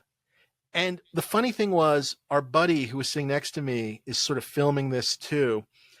And he just and he made such a study of it. And he was so mad at 7101. He just goes, the pattern is different. It was like out of a movie. It was like the prefix code. It's all we've got. It was like the pattern is different. It was like that great moment. And it's like, what do you mean the pattern is different? It's not 71001. It's thinking. It's hesitating. It was not that, you know what I mean? That over the top, boom, boom, boom, boom, boom. It was like, it got to a point where there were pauses. And the pauses start getting longer and longer. And he's just going, it's not 7100. He was getting excited. And I'm sitting there going, and I'm just like, and I'm like, what the fuck is going on? Like, I'm genuinely confused. Like, what the fuck is going on? Like, I don't know what else to say. And I think there's a cut bid in there or whatever, but it ends at 525. And that's a healthy number, but it is, I don't know what to say. It's shocked. Incredible. It was the deal. To me, it was the deal of the auction. Maybe the phaser too, but knowing that was a legitimate, like, you were near your top and whatever. It was the deal of the auction. I think it is. And I would just say to your dad, who wouldn't let you have 2 Stormtrooper action figures, now your son has 2 full complete Stormtroopers. So how about that? Yeah, how about that? Although, you took a direct flight from Dallas back to Los Angeles. I'm never going to tell my father any of that. Correct. But other than that, how about that? Yes. How about that? Yes, I will. I may even when again, I want him to live. Hopefully, he lives to be my grandfather. His father lived to 100. Oh, and fantastic! I hope the same for my father, and then some. And then, but whenever he passes, and hopefully it's when he's 100 or something like that. I'm actually going to wait a full year, and I'll tell his grave a year later. I'm going to really make sure he can't hear me before Will you I bring tell the him. X-Wing to it in your Stormtrooper costume? No, because I think he would, when he like his leap it. Spiritual like retching out of the grave would fall and break. It'd be a thriller. Yeah, exactly. Yeah. The hand coming out, the carry ending. Yeah. But no, I am. Well done. Shocked. Gino was there. And of course, That's Gino, Gino came in just to see it because he loves it so much. And Gino, of course, the entire time is like, don't bid on the X-Wing. Who cares about the X-Wing? Because, he's all about, he's just all about the suit. And so I couldn't believe it. He couldn't believe it. You know, our buddy couldn't. I mean, the room. I mean, it was wild. But honestly, it was the fact that 71001 wasn't bidding. That was part of it. Like, Yeah. it was crazy. Yeah. I mean, it was amazing. really wild. Amazing. So great. So and I will say, like, I watched that live. We were watching TV. I was watching TV with Caitlin. I was sort of monitoring out of the corner of my eye. I saw the Star Wars stuff come up. That came up, that landed, and I paused the television. I was like, we're watching this live. This is going to be history here. And we watched live. And first of all, I will say a great thank you to you, because over 2 lots, I went from being an insane prop collector to being a very restrained and responsible husband who's carefully considered his investments and all these things. So I will say you did the House of Condal a huge favor that night. But I mean, I will say, you know, she really got into it, and we were like sitting there and you know, calling you on and more during, I think more during the X-Wing lot, which got a little more contentious, screaming like, put it down, hammer it, you know, like, yeah. And but with the Stormtrooper, I think it was just like, it happened, and then she was like, is that a good deal? And I was like, I think it's a really fucking good deal. And like, you know, and we were just, I mean, I was thrilled for you at that point, because somehow I felt like no matter what happened with the X-Wing, the dazzle of getting the best, hands down, Stormtrooper out there, period, bar none, for that number. And again, it's an insane number. It's a house. It's whatever. But when you consider what the things that we've invested in, you know, across this hobby, and what that probably should be worth, and I think would be worth on another day or in another auction, or however you want to cut it, I can't even a year from now. Yeah, I can't speak to what it should or would or could or whatever. I just, you know, it's such an incredible example. You know, well, I'll talk about this afterwards a little bit too, of just like how I'm thinking about things, if that makes any sense. Yeah. I'm curious how you're thinking about stuff, but it just was such a perfect example. And I'm not going to lie, I've always told myself, like, no, I'm very content with my version, which I am, you know, the one I have, I am very happy. And I've kept my eye out, hoping that the random Stormtrooper thigh or belt or whatnot would show itself. Yeah. And I don't want to be, and by the way, who knows, maybe next year it all shows itself. But in the years I've been waiting for something to show itself, I managed to do a trade with a guy who had 2 right arms and I had 2 lefts, and we did a trade. But the pieces have not shown themselves in auction, which I don't know what that means. Like whether they either were destroyed or are all together. But people didn't keep them; they kept the helmets. You know, and they certainly didn't go, I'm gonna, you know what, I'm gonna get rid of everything, but I'm gonna keep 2 thighs. Yeah, I'm gonna like. I don't think that was the move for the. I want to remember this film I'm working on. I think I'm gonna keep a thigh. The chicken bucket method of collecting. Right. I'm going to keep a thigh and that little round thing that goes on the belt. You know, it's just like, that's not, not how you collect. Space codpiece collector. Yeah. So just crazy. And there are definitely a couple of fellow collectors that we are friendly with that, you know, I think knew how hard I was going and steered clear, which was certainly always much appreciated. I'll take that any day of the week. But just, I don't know what else to say. Shocked.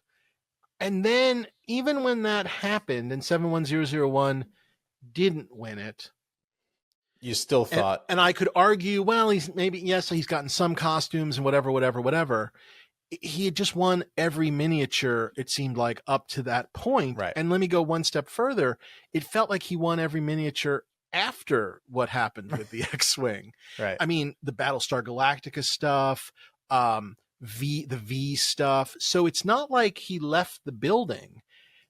71001, all I can think of, whoever he is, maybe he's got one already. Maybe he's got an X-Wing is all I could think of. I mean, I don't know. Or he hates Star Wars, or loves Star Wars ad slicks, but hates the props. I mean, I truly don't know what to think. But of course, though, then there was a phone bidder, which was someone else. And so it was weird because, again, there was the bidding started and the same thing, like our friend next to me is just like, go ahead. Did you get any chance to even enjoy the Stormtrooper? No. Okay. Were you excited going into the no processing at all? I'm not sure I could process it, but I guess what little processing there was, well, this is incredible. I got the Stormtrooper. I've played this right because I knew I'm going to lose the X-Wing, but I managed to get the Batman pieces, the Khan pieces, and the Stormtrooper. I would have regretted had I not bid on that Stormtrooper and it sold. I would have Is that making any sense? So I'm happy, but some of the happiness is based on a false premise, if that makes any sense. Yeah. Because it was like, well, my day's over was what it felt like. Yeah. And again, I know you don't want to be that kid, that asshole kid that walks out of the math test going, I failed and gets 107 each time. You know what I mean? But like, we all thought, I don't know how else to express it. The hive mind of the room was, that's great. Dave got that because it's about to be about to be a slaughterhouse. Yeah. But good for you. I mean, I just, and I was curious also going into the X-Wing now, because you got a deal, let's call it, whatever, a deal on the Stormtrooper. I know. Do you then do I'll go a little higher on the X-Wing? Yeah. My plan was, there were multiple things I was worried about. If you guys listened to our pre-show, one of the things I was worried about was that the winner of the previous X-Wing would come back in and just try and win this one and then try and sell the pyro later or something, or maybe sell it to me. I don't know. I worried about it. And I will also tell you, I was a little bit worried that the previous winner was simply going to protect his price, meaning he was going to bid to the same 1.9 to make sure it sold for the same number, which, by the way, that's how I ended up at some point in my life with multiple indie whips, which was I paid a bunch for one. There was another auction. One was selling cheaper and I grabbed it. And better, maybe. Yeah. And better, maybe. But then I had two and the average price was better. Right. And then when I eventually sold one of those two, there was a business logic to it, if that makes sense. Right. So I was thinking about all of that.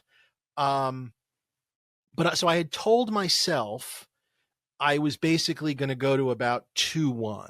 And I thought maybe 2-2, but that was my limit. And I will honestly say the Stormtrooper going, what can we say? 300,000 less than what I thought it was going to, emboldened me to go a little higher. And I will also tell you, had it been 71001, I would have just given up at my number because it would have seemed pointless.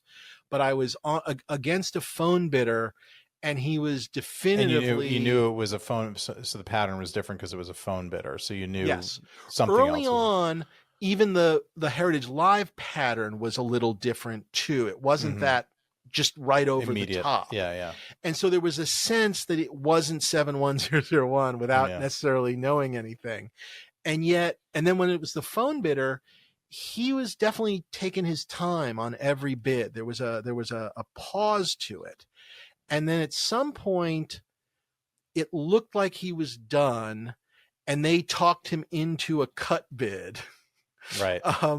And that was painful. Yeah. I mean, that's when Caitlin was screaming at the television, It was fucking painful because it just seemed like he was over and they talked him into another bid. Yeah. But then you knew at that point that you have it.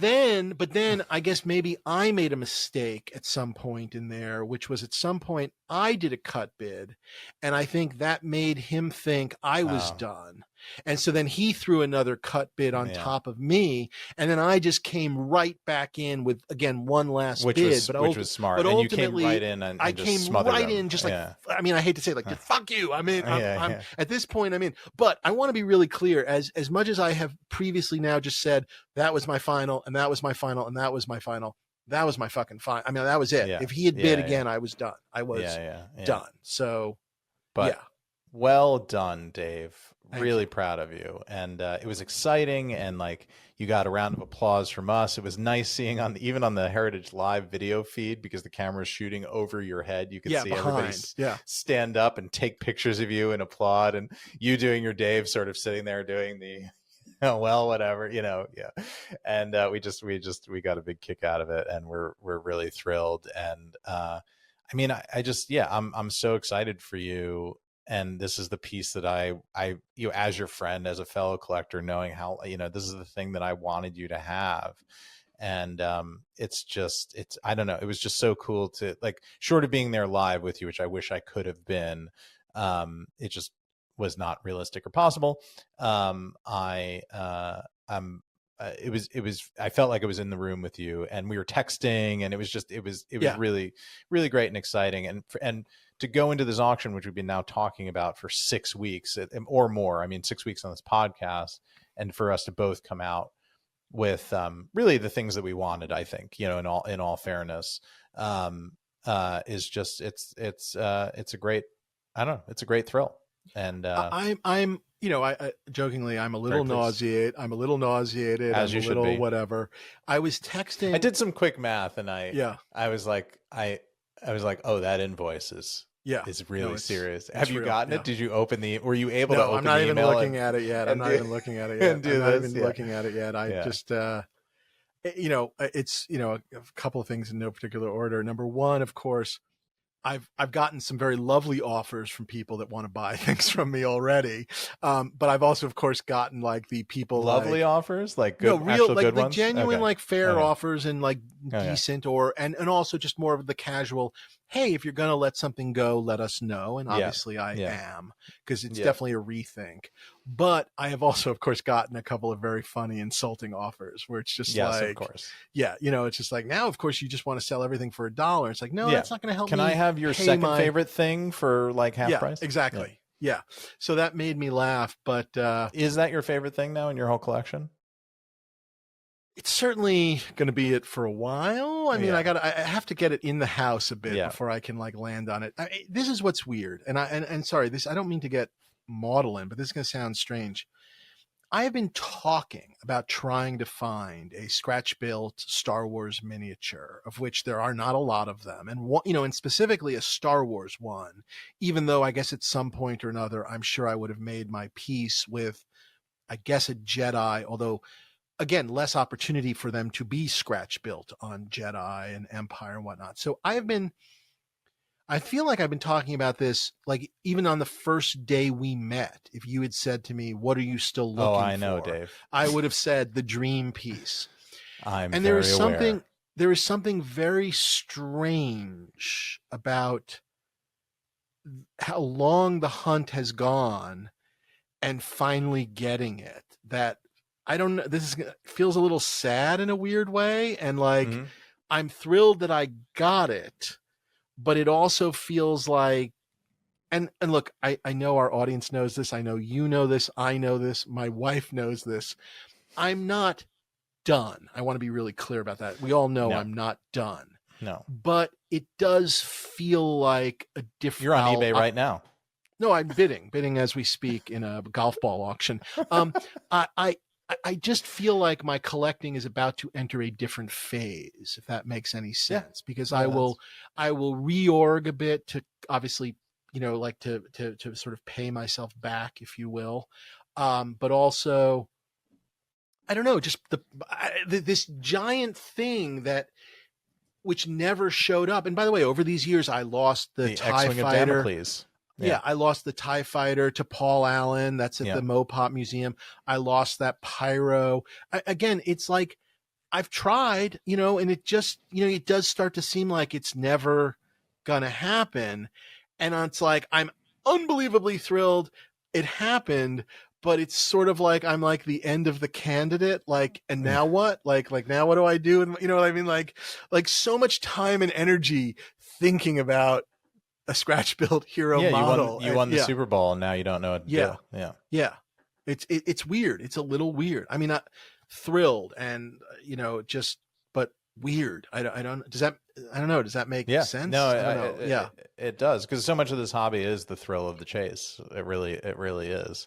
Um, I'm yeah. very happy. I do think the person that is the most happy in the world right now is the architect and designer of the house that my wife and I have been working on, because the realization that I will not be able to say no to her, my wife, on anything. Yes. I was going to say Her carte blanche, she'll just hold up my bidder number anytime. Yes. Like, do we want to go for the premium window or the whatever? That's the new end of the argument. Yeah. Yeah. I was going to ask, I mean, were the locks the same when you got home? Did that, I got home and nothing was on the front lawn. Good. I called. Did you tell her about this? I called and told her from the airport. Okay. Smart. I called and told her from the airport. Okay. I didn't tell her about the Stormtrooper suit though. Okay. Or any of the other wins in the rest of the auction. Okay. So your dad and Becky won't know about the Stormtrooper. No, she'll know because she's gonna listen. And also, by the way, I feel like it's time. I think we need to have another wives episode. I don't know if we end the season with it or do a special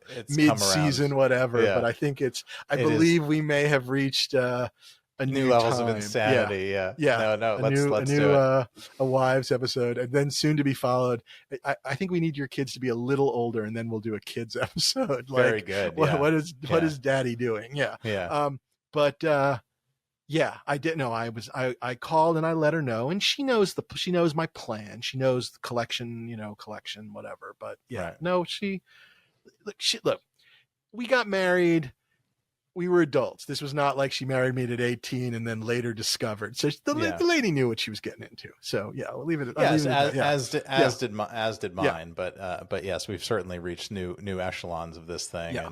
And all that, but also like you're going to be very responsible, and you're going to move things.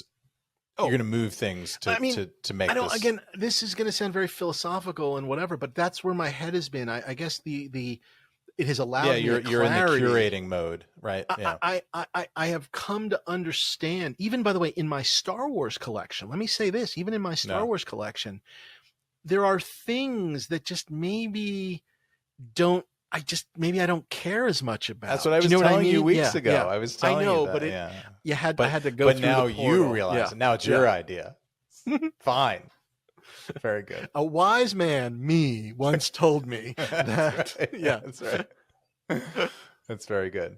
Yeah. Well, I will say this. I feel weird. I mean, I feel weird, but I do feel like I have new clarity on my collection in a way. And that's great. Yeah. And I think as you move into this new phase with figuring out the condo and the house and whatever, it is good to curate down, because I think it makes you.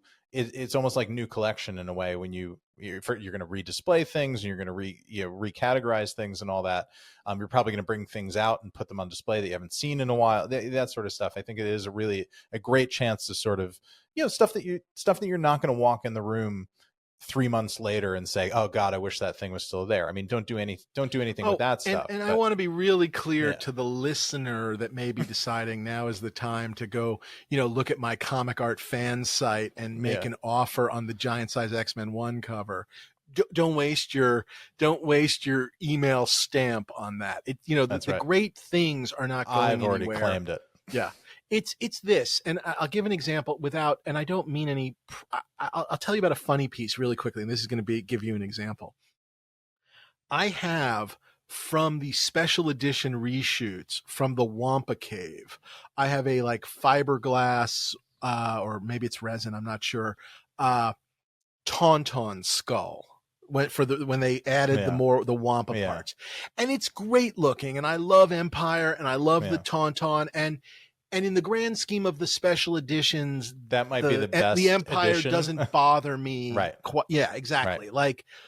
Exactly. It's a relatively harmless add-in. You know what I mean? And so I have this thing. I've had it for a number of years. I really like it. I want to be really clear about this. It's not going to cover my bill. Okay, I want to say that. But it may just be okay if that leaves me along with a couple other things. Do you know what I mean? I just don't maybe. And they quickly those things quickly add up. They add up. Yeah. add up, and you'll find bigger things that you have no, other examples of. And but I have, whatever. But the bigger things will not be the Chewbacca mask. You know what I mean? Like the Chewbacca ain't leaving for this. So, and that's maybe what people don't quite understand. But by the way, I also would like to say, especially in the comic art world, and I hope I'm not being too big an asshole, I think my discards in the comic art world are going to be the foundations of somebody's collection. I mean, I'm lucky enough in that side of things. So, yeah. Well, I'd be happy to put a big dent in your bill by making an offer on your Wrath of Khan stunt pistol. Dave. Those things are really expensive now. Are you wearing that? I bet the price has gone way up. Those things are flying. Those are that may be the hottest item in the auction. Very good. Well, to sort of bring it on home, we thought it would be a perfect time. I spent the weekend with him. I mean, he's probably sick of seeing with me, although I think my bidding maybe helped him get a little less sick of me. But Joe Madalena, what did we decide he was? A vice president, right? He's executive vice president. And we were chatting offline, and he runs like 15 departments over at Heritage that aren't like aren't pop just culture nerd stuff. Like it's like real serious collecting, from educated people with elbow patches on their blazers and things like that. Yeah. But like I said, we were together all weekend. The panel, we've talked to him a whole bunch. He knew Greg. He put this whole thing together, and we just thought we'd bring him out to kind of talk about like what happened and get his perspectives on it. Maybe draw some conclusions. So let's bring out Joe Madalena from Heritage. Yeah. All right, Joe. It's a couple of days later. How are you feeling? Have you slept? I've not slept yet. My problem was too much caffeine, because every couple of hours somebody would say, "Do you want an espresso?" Sure. And I realized that my head is still like in caffeine land. Very good.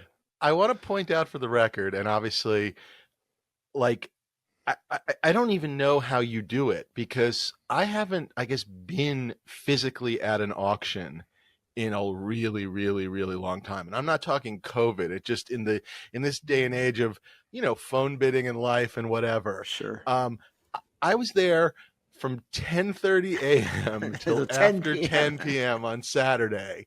And they kept bringing in weird foods. Like, I mean, it was lovely. And there was barbecue and stuff. And people are like eating barbecue. And I'm just like, who can eat? Who can do anything? It was just, all I was doing was drinking water and caffeine, a weird mix of trying to stay hydrated, trying to stay awake, and then running to the bathroom. It was madness. It was like, it's exhausting. Like the worst Vegas I've ever been to. No clocks. And I didn't know what time it was. It was But madness, think about the auctioneers like Mike and Emily. Oh my God. I just wanted to take a minute and say, like, we have the best auctioneers in the world. I mean, how good were they? Yeah.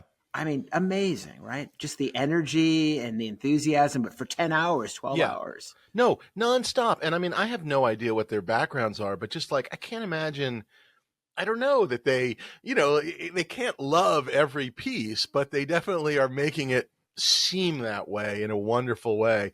I will tell you, if you made my Star Trek under tunics as exciting as an X-Wing. Yes, exactly. If you every now and then just randomly brought someone up out of the crowd to do like a lot or two, that could be fun also, might be guest auctioneer. You guys would hate it. Possible future contest for the stuff dreams are made of. I just wanted to try it. Like, that's all I'm saying. I mean, you're sitting there for so long and you just like, I wonder if I could do this. And I'm sort of looking and going like, what's he looking at? Like, how does he, it's like, how is she doing this? What is she doing? Like, how is she pulling that last bid? How is she convincing them to do a cut bid? Oh my God, she's very good at that. Like, could I do that? Well, yeah. I'll invite you. Heritage has its own auction school. Oh, so wow. if you'd like to come out, we can put you through auction school, Dave. This would be a good episode, Dave. I know. I was about to say, this is like the show we don't make. We this should is put like you our video show. Yeah. Mike Sadler teaches auction school. So he's a good Mike teacher. Sadler is an American Airlines pilot for almost 30 years. He was a fighter pilot. I mean, that guy is a stud. That is hilarious. And does he still do it? Does he still do live auctions? Yes, he flies all the time. He's our main auctioneer for like our highest end auctions. Yeah. Okay. Well, really funny. Absolutely exhausting. We're here on the other side now. I mean, I'm exhausted, and I was sitting on my couch watching it on my iPad. So I guess let's start with, and look, at some point or another, it's not about the money, but it is about the money. So first of all, results wise, obviously stupendous. You ended up with what's your final sort of total? What that you're After saying? Monday, because we got to count the little bit Monday. The cards and stuff, right? 13,700,000 out the door. And where does that stack that's Hammer? up? Is that all in? That's all with the premium. BP. Okay. And where does that stack up in the world of entertainment, prop auctions, and whatnot? Where did you guys finally land? So Debbie Reynolds is still number one, 22.3 million. Which, because you won't, I will. You also did Debbie Reynolds back in your other life. Yes, Shameless exactly. plug. Yeah. Okay. Yep. Yeah. Number I was also two at that auction. Yes. Number 2 was Christie's. It was the Marilyn Monroe sale, which was 13,400,000. Oh my Lord! So we are now number 2. So so I have the distinct Very privilege nice. in my life of having 1 and 2. Very good. That is excellent. Yeah. I had a small part in that. Dave had a bigger part. The Greg Jein of it all, and it was so nice. One of the things about the weekend of like his family was there and his close friends and whatever. And this is going to sound like the stupidest thing ever, but I don't know. They deserved it. They deserved to be number 2. It was really, it was really nice. His cousin Jerry was such a sweetheart, and all the rest of the cousins. But Jerry, I don't know. It just was like, it sounds silly, but they were smiling. You've never seen people like, I don't know, just like enjoying how much people were enjoying Greg's stuff. That was the sense I got. I don't know. Yeah, and look, like you yeah. said, the money is, I'm sure, great and everything, course, but they of truly course, were like, this was a very emotional experience for them because, like, Jerry lived with Greg through all of this, so like he was the only one of anybody who knew what Greg really had. So it was very tough for him. He broke down a few times crying. It was hard. Yeah.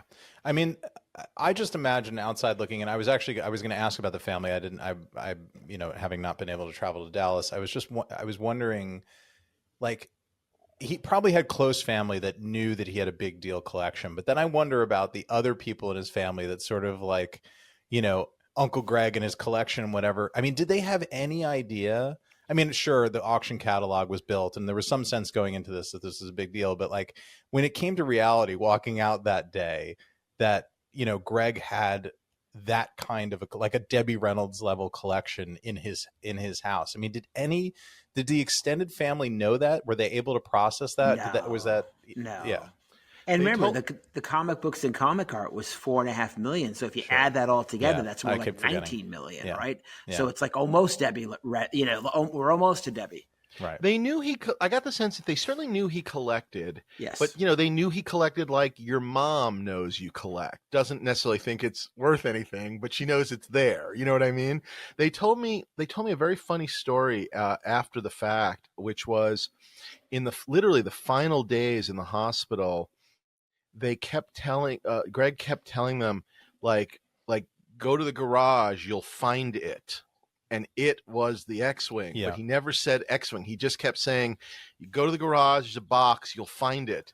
And they kept going like, what? What are you talking about? And he just kept going, you'll know when you find it. You'll know when you find it. And they were sort of getting nervous because they didn't know. They were worried they weren't going to find it. They were worried. It was Jimmy Hoffa. Yeah, they were worried they weren't going to figure out what it was. And they kept asking him more questions like, will so-and-so know what it is? And he was like, yes, but you'll know what it is. And it was like, what is it? What is it? It was just, I don't know. It was very... It was his Rosebud moment. Yes, exactly. Exactly. Joe, this is and I don't know how you think about these things. On the A side, meaning, months ago, were you expecting this number? I mean, you may have been hoping a number like this, but were you expecting this level of, I don't know, bidder engagement? Because it seemed like there was a lot of bidding, a lot of fast and furious action. Like, did it, I don't know, did it exceed your expectations, meet your expectations? You were hoping for more? Like, where are you in that spectrum? Well, I think it was the perfect storm, right? So this is the number we had really like the outer limit of like what we would hope for. Because to me, it was like 10 million would have been, even with the BP, would have been a hugely successful auction. Okay. That was my number. So it exceeded. Oh yeah. Yeah. Okay. Way exceeded. You never know. I don't know. Yeah. But the thing about it is, I would go back and I would talk to Brian and we'd have these moments and we'd both look at each other like, this is the best collection in the world. Every time we'd have a doubt, we'd look at each other like, look at what we have. How can it not?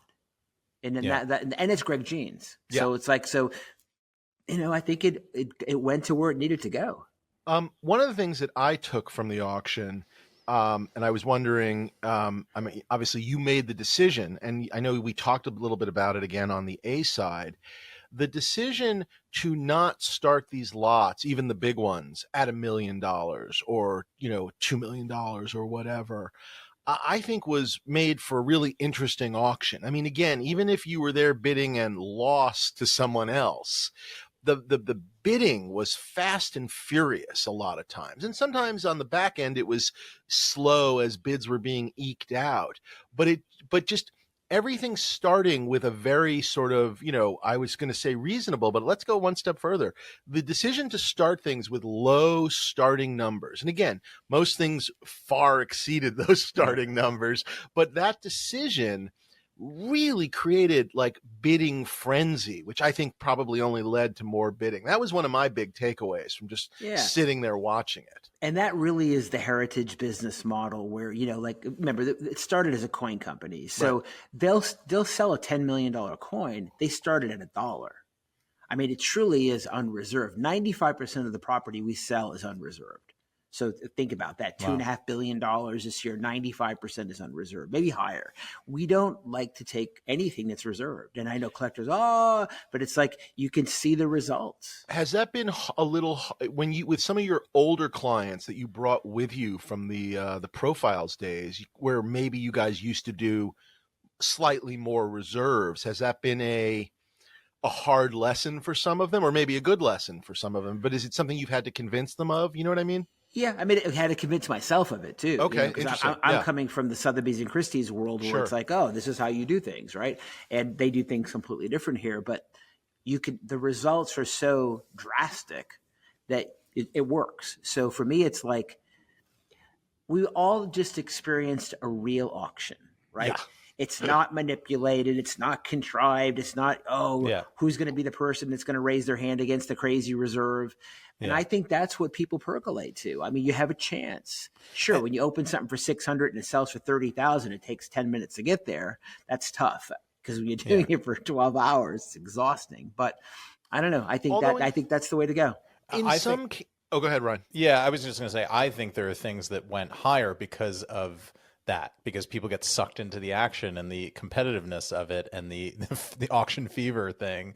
I just think, I think a bunch of those lots, if you would open them at the sort of expected selling price, which it seems like a lot of these auctions in our world are doing now, a lot of these, the opening bid is kind of it's like almost like a retail shop. I'll tell you something. I had a very sophisticated client from another field come over and take a preview. He bought a few things. And his comment to me was, I don't like estimates. And I'm like, why is that? He goes, because it limits how much I'm going to bid. He goes, I want to decide what I'm going to pay. I don't want you to decide for me. Because if I think it's worth $1 million, I don't need you to tell me it's worth 10,000 because I've already decided it's worth $1 million to me. Yeah. And there's a lot of that psychology here where they set the market for themselves. And I've learned that over and over again here. And that's one of the things that's been also an adjustment. Yeah. Yeah. I mean, I estimate is it's in heavy quotes because these other auctions that do the estimate, half the time the estimate is just the lowest, the low number is the lowest price that the consignor will take. Sometimes it's an estimate. Yeah. Sometimes it's the auction house doing I don't know what the consignor says, I don't know what it's worth. And the auction house actually puts a range on it. But half the time the estimate is just the consignor saying, I'm not going to consign it with you unless you can get that number. Right. And usually it's close to retail. That's the problem. Nobody's walking in with the $100,000 thing saying, I'll do it for 10. No, they want 90. Right. Just speaking for in the room, there were definitely pieces where early on in the room, people bid. And sometimes they bid and it went past where they wanted to bid. But had it started, radically higher and, dare I say closer to where it ended up, I don't know, those people would have just sat there and never bid. And I'm not saying that they're bidding affected anything, but it certainly made it more fun. I mean, I'm not on a value. I'm just talking about the auction, as you said, a real auction. It was an auction experience, and everybody could kind of throw some bids in. And then sometimes when those same people sitting there, got aggressive or whatever, that was interesting too. And then the other thing I was going to say is there were a couple of times, and Ryan, I think I sort of said this before, but like on something like the 2001 suit, where I was bidding for you. Thank you. I was sort of up with it, and the Heritage Live bidder was sort of a non-stop. And so even though we were both bidding, it blew through a couple of $100,000 in like 7 seconds. I mean, that was one of the faster auctions, even though it got to a very high number. I mean, it was interesting. There was active bidding, but it was just like and so I don't know, it just doesn't even take that long. Usually when you see that on our website, that means you have a lot of people at one time plugging in. When you're going at that clip, because you had your card up, but when you're seeing that, there's probably 3 or 4 people hitting that button, so it's just the numbers are just going. Just flying. You saw the bidding board, how fast the numbers populate. That was it always was the experience of getting like sucked out into space, Dave. It was it all goes bad very, very quickly. Obviously, Joe, I will not try and pressure you for a name, but 71001, does he win? Haunting our dreams. Does he win Client of the Year? Because I feel like there are literally memes on some of the prop boards now with hashtag 71001 on it. Yeah. All I can say is thank God 71001 does not like Star Wars. That's all I can say. Thank God. Movie Star Trek, right? Apparently. Yeah. So we'll take that. People buy what they like. Yes. Right. Something I noticed, and we were curious about asking you things like patterns and things. Boy, next gen coming on really strong, maybe stronger than we've ever. That was a takeaway for me, was not that original series is fading, but next gen has maybe caught up to it and is starting to exceed it. That was something I took out of it. And you're talking about a field that was dead. Yeah.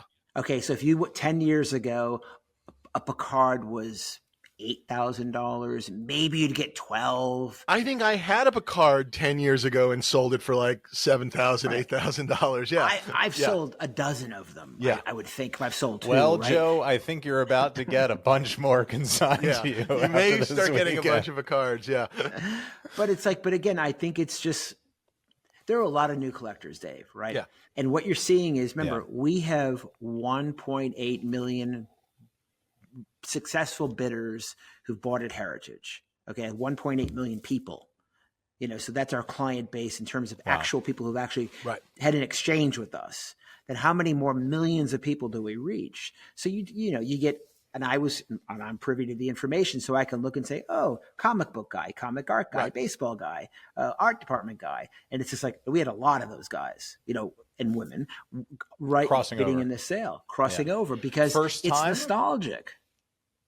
But first time for some of them, do you think? First or second time, but brand new to the hobby. Yeah, sure. Yeah. Okay.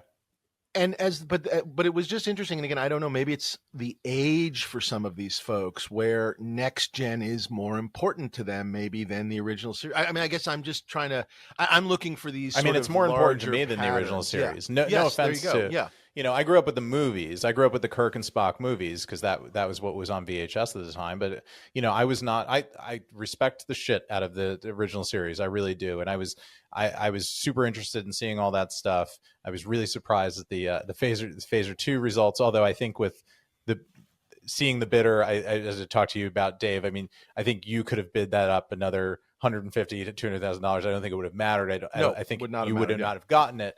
But I respect all that stuff. But I wanted the Picard. And I had actually left a bid with, I was sort of weighing my options and seeing how I did on day one versus what was coming on day two. But I had left a bid with one of our friends to say, basically don't let it go below this number. And it was, I think it was already beyond it before the auction opened. Yeah. So I will have my Picard one day, but it was not to be this weekend. I also thought, and maybe this is to the credit of the Greg Jein catalog and sort of the whole event, if you will, that any one of those original series things, and obviously it was such an incredible gathering, like to see that costume display and just like walk around all of those key costumes.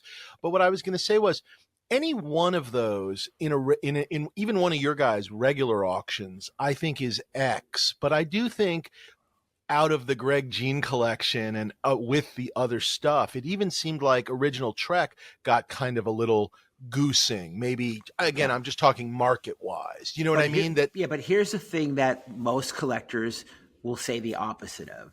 So we just sold 300 lots of Star Trek, right, more or less, right? Too much, too little? Right. I think too little, because here's the thing. If you don't have a core group, you can't attract new bidders.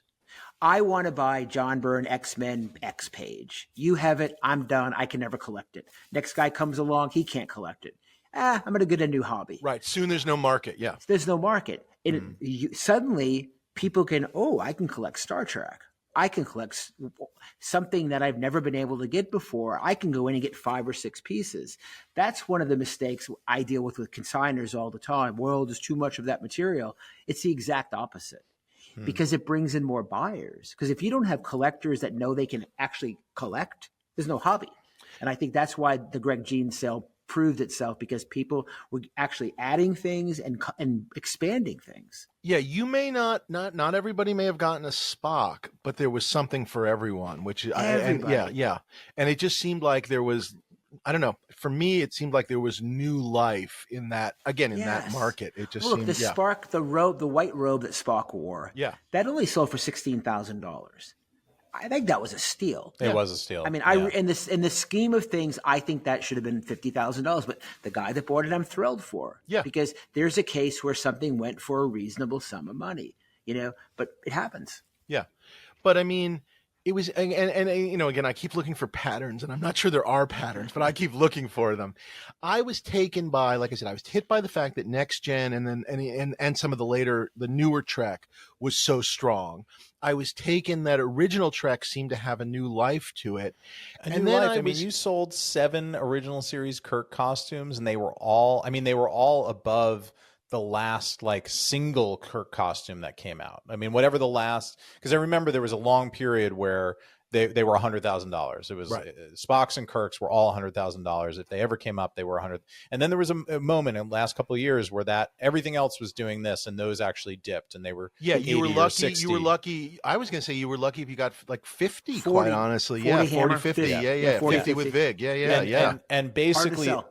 Basically all of them did that bigger. I mean, they weren't all 6 figures, but they did that bigger number, and that was 7 all at once with presumably different. I don't think the same guy got all 7 of them. Pretty close, right? But with BP, because they were all 65, 70, 80. Right. So again, BP, new life. I mean, new life, new energy. I mean, again, who knows? Bidders, new bidders. Yeah, exactly. All different buyers. And then obviously that Spock. Oh my God, that season 3 Spock. Yeah, it was gorgeous. God, was that gorgeous? Our poor friend was shattered in his seat by that one, but he had basically flew to the auction to bid for it. Flown to the auction, but also stayed off stuff before it, for the Spock, and then just got. But that's the time where you go the extra 25 or 30%, because you're never going to get it. I think that was his extra 25 or 30%. You could have paid $200 for that and not gone wrong. Yeah.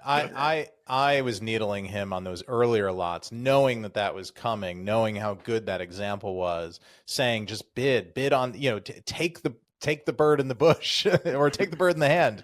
Don't take the bird in the bush. I get my metaphors mixed up all the time. It's part of the funniest thing is he was sitting, of course, right next to me, and that's what he was telling me during the X-wing. I'm just like, wait a second, you stopped bidding on the spot. What are you talking about? Yeah, he experienced a character arc, Dave. He had learned and grown. He learned from his mistakes. Okay, that's good. I like that, a little bit of growth. Yeah. That's really funny. What else did I notice that I was sort of fascinated by? Even just life in some of those old sci-fi series, or at least especially the miniatures and stuff. Yeah, that was very cool. Just wonderful and wild to see. Commander Cody. The Buck, but Buck Rogers. I mean, just newer, wild. oh my God, Battlestar Galactica. Yeah. I mean, boy, again, a credit the Phantom. to Greg. Yeah. I mean, across the board. The Phantom costume, my God. Yeah. But it's just like, but that was the cool thing. Like if you were at the auction, the last 10 minutes, we were all kind of like exhausted. But it was like Mike Sadler, our auctioneer, was right. It just kept going. Yeah. There was no lack of gunpowder there was no dead at Greg spot. Jein. Yeah, no, there was dead spot. Yeah. Well, I think honestly, if you weren't sitting there for 20 hours and you were actually probably home, then when it got to the end, it was no different. You were okay. But yeah, no, it's the stir crazies. We went running to make our plane, which I'm glad we did, because the Sunday airport was actually a little cuckoo in Dallas. I was not expecting that. Anything on both ends, did anything surprise you by going like, I don't know, ridiculously low that you thought would go higher, and vice versa? Something that went just crazy high that you were just like, where did that come from? And again, I don't even care the numbers, just like your own expectations. The Commando Cody, the helmet in the very beginning, that 90,000 or 100,000, I've sold a couple of those for 25, 30. Right. So that was revelatory, or a bit esoteric, right? And the other side of that, I think the Stormtrooper was a bargain. I mean, like if you look at two things where it's like, I think the Stormtrooper, maybe people were scared to bid. I don't know, but it was just like that seemed to be the bargain of the auction, in my opinion. I was trying to figure out, and because I went through it in my own head, like, were people holding off on the Stormtrooper to make a run at the X-Wing? And again, I don't know the number. I don't know if they were the same bidders, different bidders. I obviously, I'm not privy to that. I'm not asking you to reveal anything. That was my own takeaway, I guess. I don't know what else to say. I was trying to think of like what and why. But again, thank God, not 71001. Or they had spent out along the way. I mean, it's it's I don't know, but I do think if you're looking at two things you can point to, like, wow, in both regards. But I think in general, I mean, like if we step back and go through the catalog and look at the prices, they were worth what they sold for. Yeah. Like the Batman section, you can go through it, you could pick it apart. Why did the Batarang and the case go for so much? Well, because it was the perfect specimen. Yes. This might have underperformed a little bit. Maybe the Bat phone could have sold for more. One thing but sold it did for great. That's I don't know. Yeah, I but thought I'm saying television. you can overanalyze. I thought it this. did pretty fantastic, Right, and I know the winner of the Batarang, and obviously I won't say the guy who got the folding Batarang and the thing, is a huge Batman collector. He's got Batman costumes. He has been dying to get like that piece, and obviously, and by the way, the other thing, and we have to keep reiterating this. There's a winner, but there are underbidders, meaning it takes two to get it to that number. I mean, at least two. Obviously, sometimes it takes three or four, but like, it's not just one guy really wanted it. It's two guys really wanted it, and one guy won and one guy lost. So, there's still appetite for 60s Batman. It just, I don't know. I thought that part did. I mean, as someone that was interested in it, I was stunned because I just figured, it could have been weak because three utility belts and all of that. But I'm saying is, if you dissect it, I don't think anything went like crazy, but I think things brought very respectable, healthy prices. Yeah. Are we allowed to ask, were you able to win anything? Are we allowed to ask the Chariot? You got the Chariot. Okay. Oh, that's cool. For anyone that paid attention to our interview before the auction with Joe, congratulations, in the Greg Jein show, we talked about the Chariot piece as the piece where he met, when he first met Greg, and it's from Lost in Space, one of your favorite shows and all of that. Well done. That's fantastic. Very cool. Very cool. That was a great piece. And Heritage has been good to you. They're going to give you a payment plan. Yes. You'll the interest, and you'll whatever. And okay, good. If 1% a month. Yeah. No, 1% a month. That's very fair. And if you need any help, you let us know. But we can talk to people at Heritage for you. Put in a good word with Jim. Yeah, very reasonable. It's a very reasonable payment plan, and that's excellent. I'm glad they took care of you. So that's good. Yeah. No, that's fantastic. I was hoping you would get it. I just. There's something about to get something from this auction. I've got the catalog is on the my shelf, the hardcover, the limited edition hardcover. Thank you. We sent you one, Ryan. It's somewhere in the world. Excellent. Yes, thank you. Being shipped It's to over you. Louisiana, Ryan. We don't know It's where it headed is, your but we way. sent you one. Yeah, it's either in New Jersey or London. It is fantastic. It is even heavier. I did not think the catalog could get any heavier. It's heavy. Yeah, and then you add a hardcover to it, and it's heavy. And I took a bunch of chocolates for my children. That was really cool. They made these little chocolates, Ryan. If you'd like, I can send you one or two of Please. like Star Trek symbols and bat symbols and Han Solo and carbonite out of dark chocolate. They're really, really and nice. fortune cookies. And fortune cookies, although I took some of those too. We have not opened them yet. Are they custom Greg Jein prop collecting fortunes? Oh, that's excellent. Yes. Quotes. No, Dave was very kind. He brought home my bidding paddle that he used to bid for me. Nice. My winning bidding paddle. So I'm excited to stick that into my hardcover copy of the book. Nice. That will be Exhibit B in our divorce hearings. It's like, may we approach the bench with the bidder paddle from October 15th, 2023, number 423. Yes, but yes, Dave, Your Honor. it's made this relationship so much stronger. Yes, so. well, is that a positive case to make to the judge in the court? Yeah.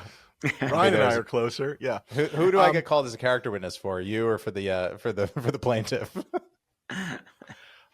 Anything else that I have one other last question, but is there anything else, Joe, that you noticed from the auction that just was, I don't know, interesting, curious, anything that I think if you were there in the room, which you were, Dave, just the genuine camaraderie between the people who were bidding, it was like going back to a college reunion.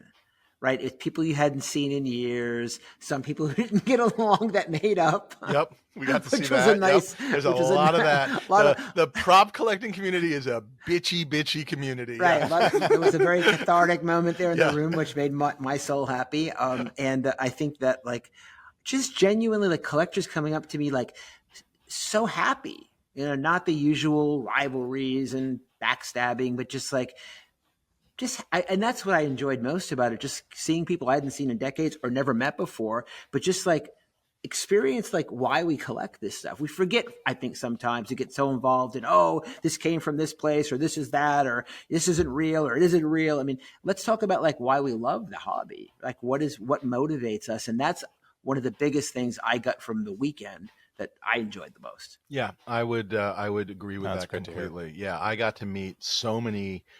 There were definitely 2 or 3 people where it was like, we talk online and now I'm meeting you. And that was nice. But so many people I'd never met. And for me, it was a sense of I met older collectors that have been around for a while. And that was really cool. But also, young, new collectors and whatever. Ryan, fans of the podcast. That was very cool. But it was really interesting. Right. Yeah. But I can say this out loud, but you met Fuller. Fuller French was a staple in the hobby a million years ago when I was young. So it's we all grew up together, and Fuller hasn't collected in years.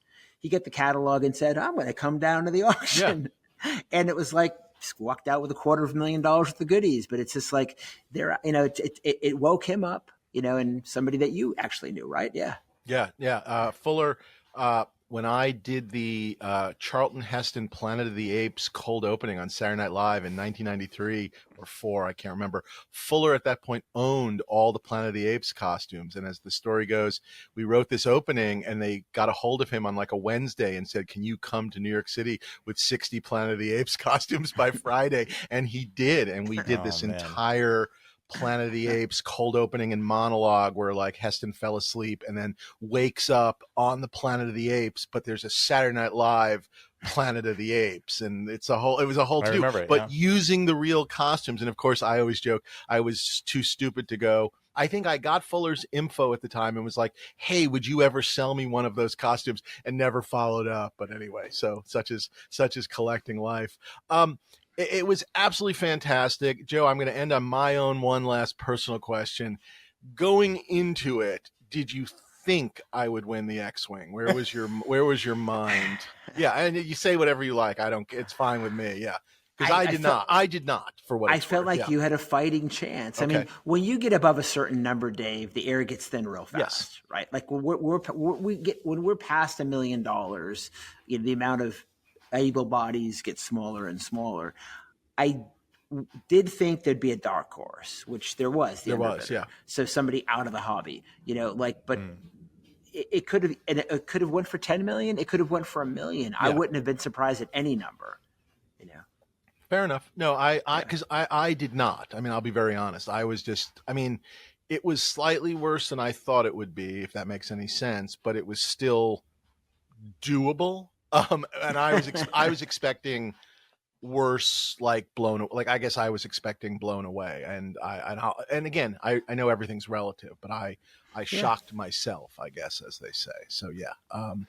Well, this was, thank you. No, and thank you for everything. It was, sorry, go ahead, Ryan. I was going to say, Joe, this was our grand plan to get you guys to come on board as sponsors of the podcast and then just spend exorbitant amounts of money at your auction. But we have a spreadsheet, and we're going to make it up in volume. We have a whole, I think at this point now we owe you, I'm pretty sure we owe you 4,500 episodes. 4 million more episodes, I think, and that's cool, right? We're just going to pay in trade. Yeah, we can pay in trade. Good. Yeah, yes. We'll do 4 million more episodes. We'll try and get them done by January. But no, it was a wild, wonderful weekend. I think there have been a couple of auctions in our hobby, not many, but you'll sort of, I think down the line, this is one people will just still be talking about. And I'm going to go one step further. And Ryan, this is honest to God, not a dig at you. I don't think I ever want to be on an auction again, but I'm glad I was at this one. Like those of us that were there in a very funny way. It just was, I don't know. It was something to see. We're going to get you back next year. I guarantee it. Well, Dave, coming up, I'm going to my kids' school silent auction. So okay. Suck on that. Will you call me from that and bid for me? I will. Okay. Bring a paddle. Yeah. Put really expensive there's an House of X-wing dragon props in it, into your kid auction. Yeah. It's from Ahsoka, unfortunately. Right. I was gonna say it's made from popsicle sticks. The kids made it. Yeah. Incredible, Joe. Congratulations. Thank I don't know you. what else to say. Yeah. What's next, Joe? I mean, not to exhaust you further, but in the entertainment space, I mean, do you guys have another thing coming up this year, or is it at this point, is it a 2024 thing? Yeah. So our next auction will be in March of 2024. It's going to be a couple thousand lots. It'll be it'll be 2 volumes. It'll be twice the size of Greg Jein, two of those. It's going to run the gamut. I mean, it's unreserved, same exact formula as this auction, or things will start at, we have an Indiana Jones whip. I mean, we have Charlton Heston staff from the 10 Commandments. I mean, we have a wide variety of treasure. So we'll be starting to announce that in the coming months. Okay, great. And obviously so people have time to reload and recharge. Yeah, I was about to say everyone can sort of figure out how to pay this bill and then start thinking about March 2024. Something big coming for Heritage Auctions, a big 2-volume auction, it sounds like. Indiana Jones, and obviously we'll keep everyone abreast of everything. But fantastic. I don't know, anything else? Should we just wrap it up there, Ryan? Yeah, let's do it. Yeah, so thank you, Joe. Congratulations again. And thank you for all the support. Yeah. We've really thank you for the support. It's been really fun kind of taking this ride with you guys. And thank you, listeners. Please keep liking, following us. Follow us at Props Podcast on all the social media stuff. What else, Ryan? What am I forgetting? Write us at dreamsaremadeofpodcast@gmail.com. Yeah, let us know if you won anything in the Greg Jein auction. We'd love to hear if you won, if you lost. Just tell us your bidding story. We'll talk about if you got outbid by bidder 7101. By the way, there's a song, isn't there, in Les Mis, his prisoner number, and it's at the beginning, and they're they're always singing 71001. Yeah. So on that note, we should turn the internet loose on that one. Make that meme happen. Make the Les Mis props crossover meme that I'm sure is on the tip of everyone else's tongue. Yes, exactly. And on that note, bye everyone. Farewell.